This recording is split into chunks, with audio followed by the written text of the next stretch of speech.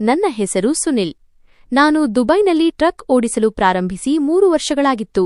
ಪ್ರತಿ ತಿಂಗಳು ತಪ್ಪದೆ ನಾನು ನನ್ನ ಕೆಲಸದಿಂದ ಕನಿಷ್ಠ 1.25 ಲಕ್ಷ ರೂಪಾಯಿಗಳನ್ನಾದರೂ ಮನೆಗೆ ಕಳುಹಿಸುತ್ತಿದ್ದೆ. ಆದರೆ ಇತ್ತೀಚಿನ ದಿನಗಳಲ್ಲಿ ಮನೆಯವರಿಗೆ ನನಗಿಂತ ನಾನು ಕಳುಹಿಸುವ ಆ ಹಣದ ಮೇಲೆ ಹೆಚ್ಚು ಆಸಕ್ತಿಯಿದೆ. ಅವರಿಗೆ ನನ್ನ ಹಣದ ನಿರೀಕ್ಷೆ ನನಗಿಂತ ಹೆಚ್ಚಿದೆ ಎಂದು ನನಗೆ ಅನ್ನಿಸತೊಡಗಿತು. ಒಂದು ದಿನ ನನ್ನ ಅಣ್ಣನನ್ನು ಪರೀಕ್ಷಿಸಲು ಅಲ್ಲಿಯ ನನ್ನ ಸ್ನೇಹಿತನೊಬ್ಬನ ಬಳಿ ನನ್ನ ಮನೆಗೆ ಫೋನ್ ಮಾಡಿ ನಾನು ಹಠಾತ್ತನೆ ತೀರಿಕೊಂಡಿದ್ದೇನೆ ಮತ್ತು ನನ್ನ ಮೃತದೇಹವನ್ನು ಭಾರತಕ್ಕೆ ತರಲು ತಕ್ಷಣ 5 ಲಕ್ಷ ರೂಪಾಯಿ ಕಳುಹಿಸಿ ಎಂದು ಹೇಳುವಂತೆ ಕೇಳಿಕೊಂಡೆ. ಫೋನ್ನ ಆ ಬದಿಯಲ್ಲಿ ಸ್ವಲ್ಪ ಹೊತ್ತು ಮೌನ ಆವರಿಸಿತು. ನಂತರ ನನ್ನ ಅಣ್ಣ ಹೇಳಿದ ಮಾತುಗಳನ್ನು ಕೇಳಿ ನನ್ನ ದೇಹದಿಂದ ಜೀವವೇ ಹೋದಂತಾಯಿತು. ಏಕೆಂದರೆ ಎಲ್ಲಾ ಹಣವನ್ನು ವ್ಯಾಪಾರದಲ್ಲಿ ಹೂಡಿಕೆ ಮಾಡಲಾಗಿದೆ. ಈಗ ವ್ಯಾಪಾರದಿಂದ ಹಣ ತೆಗೆದರೆ ನಾವೆಲ್ಲರೂ ಬೀದಿಗೆ ಬರುತ್ತೇವೆ. ನೀವು ದಯವಿಟ್ಟು ತಮ್ಮನ ಅಂತ್ಯ ಸಂಸ್ಕಾರವನ್ನು ಅಲ್ಲಿಯೇ ಮಾಡಿಬಿಡಿ ಎಂದು ಅಣ್ಣ ಹೇಳಿದನು. ಅಣ್ಣ ಹೀಗೆ ಹೇಳಿದ ತಕ್ಷಣ ಫೋನ್ ಕಟ್ ಮಾಡಿದನು ಮತ್ತು ನನ್ನ ಸ್ನೇಹಿತ ಆರ್ಯನ್ ಹಲೋ ಎನ್ನುತ್ತಲೇ ಇದ್ದನು. ನನ್ನ ಅಣ್ಣನ ಮಾತುಗಳು ಕಠಾರಿಯಂತೆ ನನ್ನ ಎದೆಯನ್ನು ಇರಿದವು. ಅವನು ಇಂತಹ ಕಠೋರವಾದ ಮಾತುಗಳನ್ನು ಬಳಸುತ್ತಾನೆ ಎಂದು ನಾನು ಕನಸಿನಲ್ಲೂ ಯೋಚಿರಲಿಲ್ಲ. ನಾನು ಒಳಗಿನಿಂದಲೇ ಮುರಿದು ಬಿದ್ದಿದ್ದೆ. ನಂತರ ನಾನು ಎಂತಹ ವ್ಯಕ್ತಿಗೆ ಕರೆ ಮಾಡಿದೆನೆಂದರೆ ಆ ವ್ಯಕ್ತಿಯಿಂದ ನನಗೆ ಯಾವ ನಿರೀಕ್ಷೆಯೂ ಇರಲಿಲ್ಲ. ಆದರೆ ಆತನ ಮಾತುಗಳು ನನ್ನೊಳಗೆ ಹೊಸ ಜೀವವನ್ನು ತುಂಬಿದವು. ನನ್ನ ಸ್ವಂತ ಮನೆಯವರೇ ಇಷ್ಟು ಬೇಗ ಬದಲಾಗುತ್ತಾರೆ ಮತ್ತು ಯಾರನ್ನು ನಾನು ಪರಕೀಯರು ಎಂದುಕೊಂಡಿದ್ದೆನೋ ಅವರೇ ನನ್ನ ಹೃದಯಕ್ಕೆ ಇಷ್ಟು ಹತ್ತಿರವಾಗುತ್ತಾರೆ ಎಂದು ನಾನು ಭಾವಿಸಿರಲಿಲ್ಲ. ಈ ಎಲ್ಲಾ ಪರಿಸ್ಥಿತಿಗಳ ಆರಂಭವಾಗಿದ್ದು ನಾವು ಪಂಜಾಬ್ನ ಒಂದು ಹಳ್ಳಿಯಲ್ಲಿ ವಾಸಿಸುತ್ತಿದ್ದಾಗ. ಒಂದು ದಿನ ಇದ್ದಕ್ಕಿದ್ದಂತೆ ನಮ್ಮ ಮನೆಯೊಳಗೆ ಕೆಲವರು ನುಗ್ಗಿ ಬಂದರು. ಯಾರು ನೀವು ಮತ್ತು ಎಲ್ಲಿಗೆ ನುಗ್ಗಿ ಬರುತ್ತಿದ್ದೀರಿ ಎಂದು ಎದೆಯುಬ್ಬಿಸಿ ಬಲವಂತವಾಗಿ ನಮ್ಮ ಮನೆಯೊಳಗೆ ನುಗ್ಗಿದ್ದ ಆ ಭಾರಿ ದೇಹದ ಮನುಷ್ಯನನ್ನು ತಳ್ಳುತ್ತಾ ನಾನು ಕೇಳಿದೆ. ಆ ಸಮಯದಲ್ಲಿ ಮನೆಯಲ್ಲಿ ಯಾವುದೇ ಗಂಡಸರೂ ಇರಲಿಲ್ಲ. ನನ್ನ ಸಹೋದರಿಯರು, ಅತ್ತೆ ಮತ್ತು ತಾಯಿ ಮಾತ್ರ ಇದ್ದರು. ನಾನು ಸಮಯಕ್ಕೆ ಸರಿಯಾಗಿ ಬಂದಿದ್ದು ಒಳ್ಳೆಯದಾಯಿತು. ಇಲ್ಲದಿದ್ದರೆ ಆ ಮನುಷ್ಯ ಯಾವ ಉದ್ದೇಶದಿಂದ ಮನೆಗೆ ನುಗ್ಗುತ್ತಿದ್ದನೋ ಯಾರಿಗೆ ಗೊತ್ತು. ನನ್ನ ಕೋಪವನ್ನು ನೋಡಿ ಆ ಮನುಷ್ಯ ಕ್ಷಣಕಾಲ ನಿಂತು ನನ್ನ ಮುಖವನ್ನೇ ನೋಡತೊಡಗಿದನು. ಅವನು ನನ್ನನ್ನು ಗುರುತಿಸಲು ಪ್ರಯತ್ನಿಸುತ್ತಿರುವಂತೆ ಕಾಣುತ್ತಿತ್ತು. ಅವನ ಕಣ್ಣುಗಳಲ್ಲಿ ದ್ವೇಷ ಮತ್ತು ಅಸಹ್ಯವಿತ್ತು. ಅವನು ನಮ್ಮೆಲ್ಲರನ್ನೂ ಗಲ್ಲಿಗೇರಿಸುವವನಂತೆ ಕಾಣುತ್ತಿದ್ದನು. ಅವನ ವಿಚಿತ್ರವಾದ ಕೆಂಪು ಕಣ್ಣುಗಳು ಮತ್ತು ಬಾಯಿಯಿಂದ ಬರುತ್ತಿದ್ದ ದುರ್ವಾಸನೆಯು ಅವನು ನಶೆಯ ದಾಸನಾಗಿದ್ದನೆಂದು ಹೇಳುತ್ತಿತ್ತು. ಪಾನ್ ತಿಂದಿದ್ದರಿಂದ ಅವನ ಹಲ್ಲುಗಳು ಕೆಂಪಾಗಿದ್ದವು. ಅವನ ಭಾರಿ ದೇಹವನ್ನು ನೋಡಿ ಇವನು ಯಾರು ಮತ್ತು ಯಾವ ಅಧಿಕಾರದಿಂದ ನಮ್ಮ ಮನೆಯೊಳಗೆ ಬರುತ್ತಿದ್ದಾನೆ ಎಂದು ನನಗೂ ಭಯವಾಯಿತು. ಅವನೊಂದಿಗೆ ಇನ್ನೂ ಕೆಲವು ಜನರಿದ್ದರು. ಅವರು ಅವನ ಒಂದು ಸನ್ನೆಗಾಗಿ ಹೊರಗೆ ಕಾಯುತ್ತಿದ್ದರು. ಆದರೆ ಅವನು ಮಾತ್ರ ಒಬ್ಬ ರೌಡಿಯಂತೆ ನಮ್ಮ ಮನೆಯೊಳಗೆ ನುಗ್ಗಿದ್ದನು. ಅದೃಷ್ಟವಶಾತ್ ನಾನು ಕ್ರಿಕೆಟ್ ಮ್ಯಾಚ್ ಬಿಟ್ಟು ಬೇಗ ಮನೆಗೆ ಬಂದಿದ್ದೆ. ಇಲ್ಲದಿದ್ದರೆ ನನ್ನನ್ನು ನೋಡಿಯೇ ನಿಲ್ಲದ ಆ ಮನುಷ್ಯನನ್ನು ನಮ್ಮ ಮನೆಯ ಹೆಂಗಸರು ಹೇಗೆ ತಡೆಯುತ್ತಿದ್ದರು? ಮುಂದೆ ಇಂದ ಸರಿದು ಹೋಗು, ಇಲ್ಲದಿದ್ದರೆ ಕತ್ತರಿಸಿ ಹಾಕುವೆ ಎಂದು ಆ ಮನುಷ್ಯ ಕೋಪದಿಂದ ಅರಚಿದನು. ನಾನು ಅವನನ್ನು ಕಣ್ಣರಳಿಸಿ ನೋಡಿದೆ. ಆ ಮುಖ ನನಗೆ ಪರಿಚಯವಿದ್ದಂತೆ ಅನ್ನಿಸಿತು. ನಾನು ಅವನನ್ನು ಮೊದಲು ಎಲ್ಲೋ ನೋಡಿದಂತೆ ಭಾಸವಾಯಿತು. ನಾನು ಧೈರ್ಯ ಮಾಡಿ ಕೇಳಿದೆ, ನಾನು ನಿನ್ನನ್ನು ಎಲ್ಲೋ ನೋಡಿದ್ದೇನೆ, ಆದರೆ ನಿನ್ನ ಹೆಸರು ನೆನಪಾಗುತ್ತಿಲ್ಲ. ನೀನು ಯಾರೆಂದು ಹೇಳುವೆಯಾ? ಆ ಮನುಷ್ಯ ನಗುತ್ತಾ, ಇಡೀ ಊರಿಗೆ ನನ್ನ ಪರಿಚಯವಿದೆ, ಆದರೆ ನೀನು ಮಾತ್ರ ನನ್ನನ್ನು ನೋಡಿಲ್ಲ ಎಂದು ಹೇಳುತ್ತಿದ್ದೀಯಾ? ಇವನಿಗೆ ನಾನು ಯಾರೆಂದು ನೆನಪಿಸಿ ಎಂದು ಹೇಳಿದನು. ಅವನು ನನ್ನ ಕುತ್ತಿಗೆಯ ಮೇಲೆ ಕೈ ಇಟ್ಟು ಮುಂದೆ ಬರುತ್ತಿದ್ದಂತೆ ಅಮ್ಮ ತಕ್ಷಣ ಮಧ್ಯೆ ಬಂದು ಆ ಮನುಷ್ಯನ ಮುಂದೆ ಕೈ ಮುಗಿದು ನಿಂತರು. ದೇವರ ದಯೆಯಿದೆ, ನನ್ನ ಮಗನನ್ನು ಬಿಟ್ಟುಬಿಡಿ. ನಿಮಗೆ ಏನು ಕೇಳಬೇಕೋ ನನ್ನನ್ನು ಕೇಳಿ ಎಂದು ಅಮ್ಮ ಹೇಳಿದರು. ಅಮ್ಮ ಈ ರೀತಿ ಹೆದರಿರುವುದನ್ನು ನೋಡಿ ಆಕೆ ಈ ಮನುಷ್ಯನನ್ನು ಬಲ್ಲವಳು ಎಂದು ನನಗೆ ಅರ್ಥವಾಯಿತು. ಅಮ್ಮ, ಯಾರು ಇವರು? ಮತ್ತು ನೀವು ಇವನ ಮುಂದೆ ಕೈ ಮುಗಿದು ಏಕೆ ನಿಂತಿದ್ದೀರಿ? ನೀವು ಒಳಗೆ ಹೋಗಿ, ನಾನಿದ್ದೇನಲ್ಲ ಇಲ್ಲಿ ಎಂದು ನಾನು ಕೋಪದಿಂದ ಹೇಳಿದೆ. ಅಮ್ಮ ಸ್ವಲ್ಪ ಹಿಂದೆ ಸರಿದು, ಮಗನೇ, ಇವರು ಬಲವಿಂದರ್ ಸಿಂಗ್, ನಾವು ಇವರ ಸಾಲವನ್ನು ತೀರಿಸಬೇಕಿದೆ ಎಂದು ಹೇಳುತ್ತಾ ಅಮ್ಮ ಮಾತು ಅರ್ಧಕ್ಕೆ ನಿಲ್ಲಿಸಿ ಬೆರಳುಗಳನ್ನು ಮುರಿಯಲು ಪ್ರಾರಂಭಿಸಿದರು. ನನಗೆ ಆಶ್ಚರ್ಯವಾಯಿತು. ಯಾವ ಸಾಲ? ಈ ವಿಷಯದ ಬಗ್ಗೆ ನನಗೆ ಯಾವುದೇ ಅರಿವಿರಲಿಲ್ಲ. ಅದು ಎಂತಹ ಸಾಲವಾಗಿತ್ತು? ಅದರಿಂದ ನನ್ನನ್ನು ಇಲ್ಲಿಯವರೆಗೆ ದೂರವಿಡಲಾಗಿತ್ತು. ಮನೆಯವರು ನನ್ನನ್ನು ಇನ್ನೂ ಚಿಕ್ಕ ಮಗು ಎಂದು ಭಾವಿಸಿದ್ದರು. ಆದರೆ ನನಗೆ 19 ವರ್ಷವಾಗಿತ್ತು ಮತ್ತು ನನ್ನ ಮನೆಯ ವಿಷಯಗಳನ್ನು ತಿಳಿದುಕೊಳ್ಳುವ ಸಂಪೂರ್ಣ ಹಕ್ಕು ನನಗಿತ್ತು. ಆದರೂ ಪ್ರತಿಯೊಂದು ವಿಷಯವನ್ನು ನನ್ನಿಂದ ಮುಚ್ಚಿಡಲಾಗುತ್ತಿತ್ತು. ನಾನು ಕೋಪದಿಂದ ಅಮ್ಮನನ್ನು ನೋಡಿ ಒಳಗೆ ಹೋಗಲು ಹೇಳಿದೆ. ಆದರೆ ಅಮ್ಮ ಅಲ್ಲಿಂದ ಕದಲಲಿಲ್ಲ. ಅಷ್ಟರಲ್ಲಿ ಆ ಮನುಷ್ಯ ದರ್ಪದಿಂದ ಮಂಚದ ಮೇಲೆ ಹೋಗಿ ಕುಳಿತು ನನಗೊಂದು ಚಹಾ ಮಾಡು ಎಂದು ಹೇಳಿದನು. ಅವನ ಇಬ್ಬರು ಆಳುಗಳು ಮುಂದೆ ಬಂದು ಅವನ ಕಾಲುಗಳನ್ನು ಒತ್ತಲು ಪ್ರಾರಂಭಿಸಿದರು. ಅವನ ಈ ವರ್ತನೆಯನ್ನು ನೋಡಿ ನಾನು ಕೋಪದಿಂದ ಮುಷ್ಟಿ ಬಿಗಿದುಕೊಂಡೆ. ಇವನ್ಯಾರು ಈ ರೀತಿ ವರ್ತಿಸಲು? ನನ್ನ ಬಾಯಿಗೆ ತುಂಬಾ ಕೆಟ್ಟ ಬೈಗುಳಗಳು ಬರುತ್ತಿದ್ದವು. ಆದರೆ ನಾನು ಮಾತನಾಡಲಾಗಲಿಲ್ಲ. ಆ ಮನುಷ್ಯನ ಪ್ರಭಾವ ಮತ್ತು ದರ್ಪ ಎಷ್ಟಿತ್ತೆಂದರೆ ಯಾರಾದರೂ ಭಯಪಡುವಂತಹುದು. ಅದರಲ್ಲೂ ಕೈಯಲ್ಲಿ ಆಯುಧಗಳನ್ನು ಹಿಡಿದುಕೊಂಡಿದ್ದ ಅವನ ಜೊತೆಗಿದ್ದವರನ್ನು ಎದುರಿಸುವುದು ಮೂರ್ಖತನವಾಗಿತ್ತು.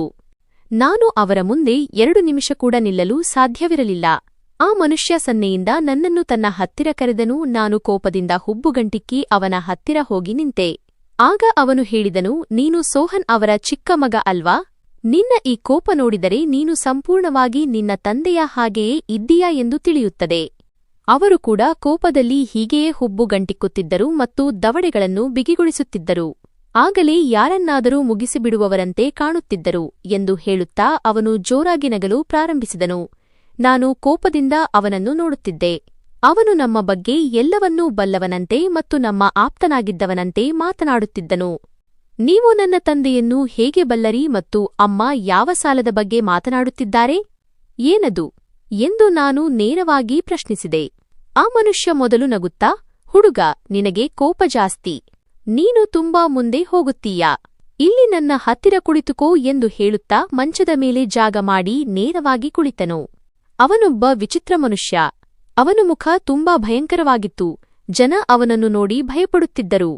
ಆದರೆ ಅವನ ಮಾತನಾಡುವ ರೀತಿ ಎಷ್ಟು ಮೃದುವಾಗಿತ್ತೆಂದರೆ ನಾನು ಆಶ್ಚರ್ಯಚಕಿತನಾದೆ. ನಿನ್ನ ತಂದೆ ಈ ಮನೆಯನ್ನು ಖರೀದಿಸಲು ನನ್ನಿಂದ ಸಾಲ ಪಡೆದಿದ್ದರು. ಈ ವಿಷಯವಾಗಿ ಹಲವು ವರ್ಷಗಳೇ ಕಳೆದಿವೆ. ಯಾರೂ ಆ ಸಾಲವನ್ನು ಹಿಂತಿರುಗಿಸಲು ತಯಾರಿಲ್ಲ. ಈಗ ನಾನೇ ಒಂದು ನಿರ್ಧಾರ ಮಾಡಿದ್ದೇನೆ. ಆ ಮನುಷ್ಯ ಯೋಚಿಸುತ್ತಾ ಹೀಗೆ ಹೇಳಿದಾಗ ನಾನು ಪ್ರಶ್ನಾರ್ಥಕ ದೃಷ್ಟಿಯಿಂದ ಅಮ್ಮನ ಕಡೆ ನೋಡಿದೆ. ಆ ಮನುಷ್ಯ ಹೇಳುತ್ತಿರುವುದು ನಿಜವೇ ಎಂದು ನಾನು ಕೇಳಲು ಬಯಸಿದ್ದೆ. ಅಮ್ಮನ ಬಗ್ಗೆ ನಿಂತಿದ್ದ ತಲೆ, ಹೌದು, ಅವನು ಹೇಳುತ್ತಿರುವುದು ನಿಜ ಎಂದು ಸಾಕ್ಷಿ ನೀಡುತ್ತಿತ್ತು. ನನ್ನ ಸ್ವರ್ಗೀಯ ತಂದೆ ಅವರಿಂದ ಸಾಲ ಪಡೆದಿದ್ದರು. ಹುಡುಗ, ನಾನು ಏನು ನಿರ್ಧಾರ ಮಾಡಿದ್ದೇನೆ ಎಂದು ನೀನು ಕೇಳುವುದಿಲ್ಲವೇ ಎಂದು ಅವನು ತಣ್ಣನೆಯ ಧ್ವನಿಯಲ್ಲಿ ಕೇಳಿದನು. ಸ್ವಲ್ಪ ಹೊತ್ತಿನ ಹಿಂದೆ ಅವನ ಮುಖದಲ್ಲಿ ಕಾಣುತ್ತಿದ್ದ ಭಯಂಕರ ಕೋಪ ಈಗ ಮಾಯವಾಗಿತ್ತು ಮತ್ತು ಮುಖದಲ್ಲಿ ಮೃದುತ್ವವಿತ್ತು. ಆ ವ್ಯಕ್ತಿ ನಾನು ಅಂದುಕೊಂಡಷ್ಟು ಕೆಟ್ಟವನಾಗಿರಲಿಲ್ಲವೇನೋ ಎಂದುಕೊಂಡೆ. ನಾನು ಮನಸ್ಸಿನಲ್ಲೇ ಅವನ ಮುಖ ಮತ್ತು ವರ್ತನೆಯನ್ನೂ ಗಮನಿಸಿ ನೇರವಾಗಿ ಕುಳಿತೆ. ಅವನ ಜೊತೆಗಿದ್ದ ಆಳುಗಳು ತುಂಬಾ ಜಾಗರೂಕರಾಗಿ ಕಾಣುತ್ತಿದ್ದರು. ಅವನ ವಯಸ್ಸು ಸುಮಾರು 45ರಿಂದ 55ರ ನಡುವೆ ಇರಬಹುದು. ಅತಿಯಾದ ತೂಕದ ಕಾರಣ ಅವನು ಸ್ವಲ್ಪ ಭಯಾನಕವಾಗಿ ಕಾಣುತ್ತಿದ್ದನು. ಆದರೂ ಮುಖ ಪರವಾಗಿಲ್ಲ ಎನ್ನುವಂತಿತ್ತು. ಬಿಳಿಯಾದ ಕೂದಲುಗಳು ಅವನು ಈಗ ತಾನು ಮುದುಕನಾಗುತ್ತಿದ್ದೇನೆ ಎಂಬುದನ್ನು ಒಪ್ಪಿಕೊಂಡಿದ್ದಾನೆ ಎಂದು ಹೇಳುತ್ತಿದ್ದವು. ಅವನ ಕೈಗಳಲ್ಲಿ ನಡುಕವಿರಲಿಲ್ಲ.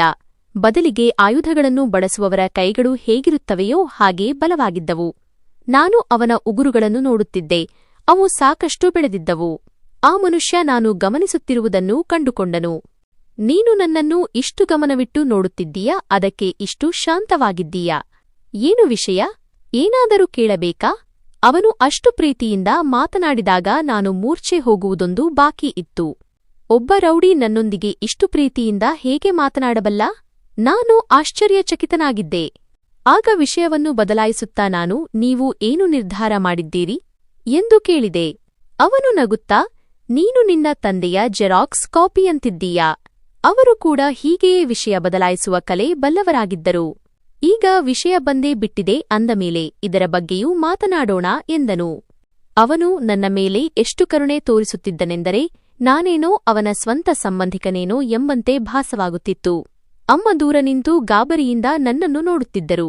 ಆದರೆ ನಾನು ನಿರಾತಂಕವಾಗಿ ಕುಳಿತಿದ್ದೆ.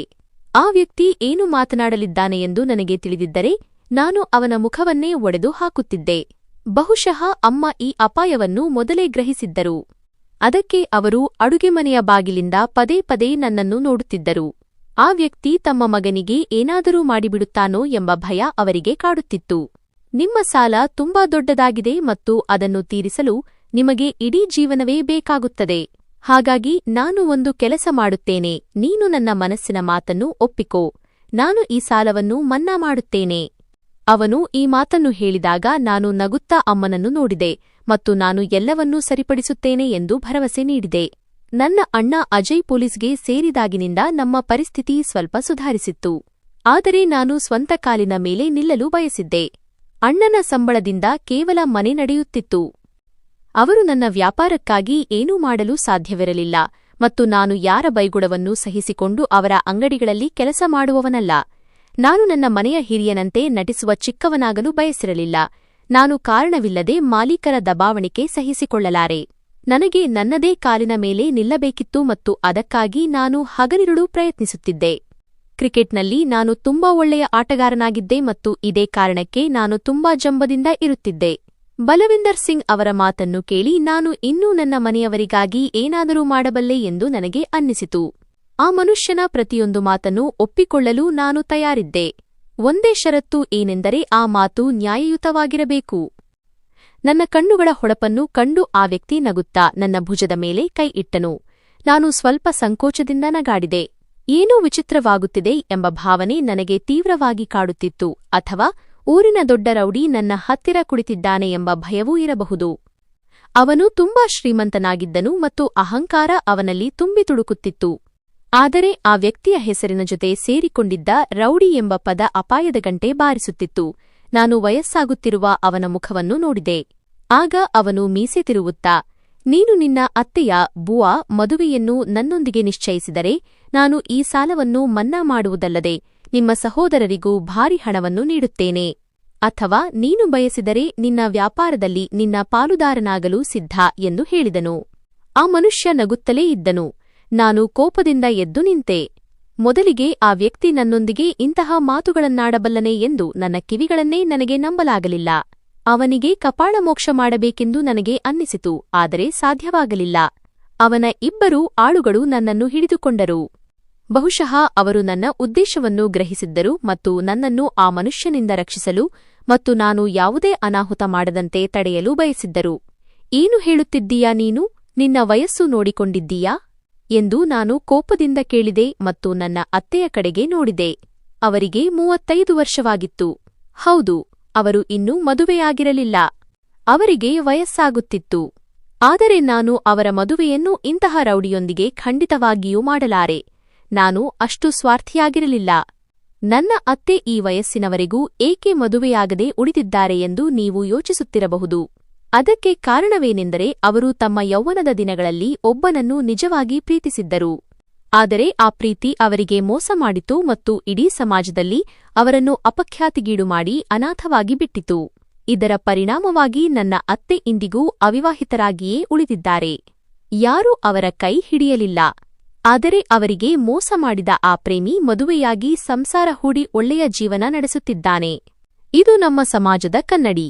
ಇಲ್ಲಿ ಅಪಖ್ಯಾತಿ ಮತ್ತು ಅವಮಾನ ಕೇವಲ ಹೆಣ್ಣಿನ ಪಾಲಿಗೆ ಮಾತ್ರ ಬರುತ್ತದೆ. ಅವಳು ಎಷ್ಟೇ ಸಾಚ ಆಗಿದ್ದರೂ ಕಳಂಕ ಅವಳ ಹಣೆಗೆ ತಗುಲುತ್ತದೆ. ಮತ್ತು ಒಮ್ಮೆ ಹೆಣ್ಣಿನ ಹಣೆಗೆ ಕಳಂಕ ತಗುಲಿದರೆ ಈ ಸಮಾಜ ಅವಳನ್ನು ಎಂದಿಗೂ ಒಪ್ಪಿಕೊಳ್ಳುವುದಿಲ್ಲ. ಅದೇ ಒಬ್ಬ ಗಂಡಸು ಏನೇ ಮಾಡಿದರೂ ಅವನು ಗಂಡಸು ಎಂಬ ಒಂದೇ ಕಾರಣಕ್ಕೆ ಎಲ್ಲಾ ಪಾಪಗಳಿಂದ ಮುಕ್ತನಾಗುತ್ತಾನೆ.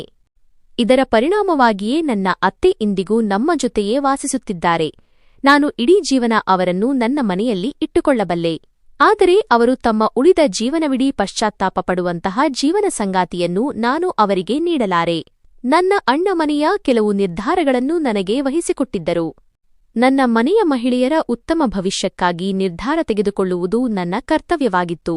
ನನ್ನ ಅಣ್ಣನ ನಿರ್ಧಾರವನ್ನು ಬದಲಾಯಿಸುವ ಶಕ್ತಿ ನನಗಿದೆ ಎಂಬುದು ನನಗೂ ತಿಳಿದಿತ್ತು. ಒಂದು ವೇಳೆ ಅಣ್ಣ ಒಪ್ಪಿದರೂ ಸರಿ, ನಾನು ಆ ಮನುಷ್ಯನೊಂದಿಗೆ ನನ್ನ ಅತ್ತೆಯ ಮದುವೆ ಆಗಲು ಬಿಡುವುದಿಲ್ಲ. ಗಂಡಸಿನ ವಯಸ್ಸು ನೋಡುವುದಿಲ್ಲ, ಅವನ ಹಣವನ್ನು ನೋಡುತ್ತಾರೆ ಎಂದು ಆ ಮನುಷ್ಯ ಏಕಾಏಕಿ ಕೋಪದಿಂದ ಹೇಳಿದನು. ನಾನು ಭಯಪಡದೆ ಅವನ ಕಣ್ಣುಗಳಲ್ಲಿ ನೋಡಿದೆ. ಅಮ್ಮ ಓಡಿ ಹೊರಗೆ ಬಂದರು.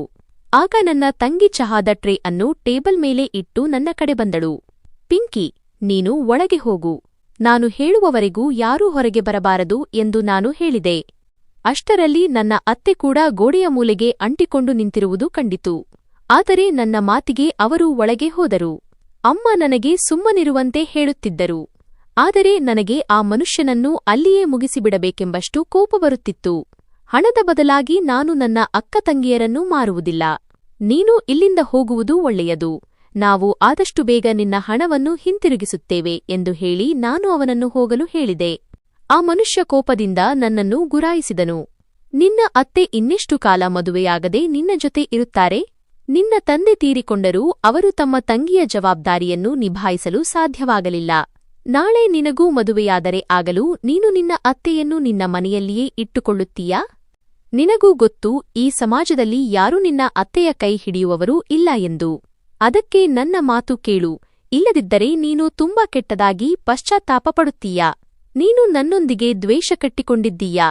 ಇದಕ್ಕೆ ನೀನು ಜೀವನ ಪೂರ್ತಿ ಅಳುತ್ತೀಯಾ. ನಾನು ನಿನಗೆ ಎಂತಹ ಜೀವನ ಕೊಡಲು ಬಯಸಿದ್ದೆ ಎಂದರೆ ಅದು ಬೇರೆಯವರ ಕನಸಾಗಿರುತ್ತಿತ್ತು. ಆದರೆ ನೀನು ಅದನ್ನು ತಿರಸ್ಕರಿಸಿ ದೊಡ್ಡ ತಪ್ಪು ಮಾಡಿದೆ. ಹೀಗೆ ಹೇಳುತ್ತಾ ಅವನು ಕೋಪದಿಂದ ಗೇಟ್ನಿಂದ ಹೊರಗೆ ಹೋದನು. ಅವನ ಆಳುಗಳು ನನಗೆ ಎಷ್ಟು ತಿಳಿ ಹೇಳಿದರು, ಆದರೆ ನಾನು ಒಪ್ಪಲು ತಯಾರಿರಲಿಲ್ಲ. ನಾನು ಕೋಣೆಗೆ ಹೋದಾಗ ನನ್ನ ಅತ್ತೆ ಜೋರಾಗಿ ಅಳುತ್ತಿದ್ದರು.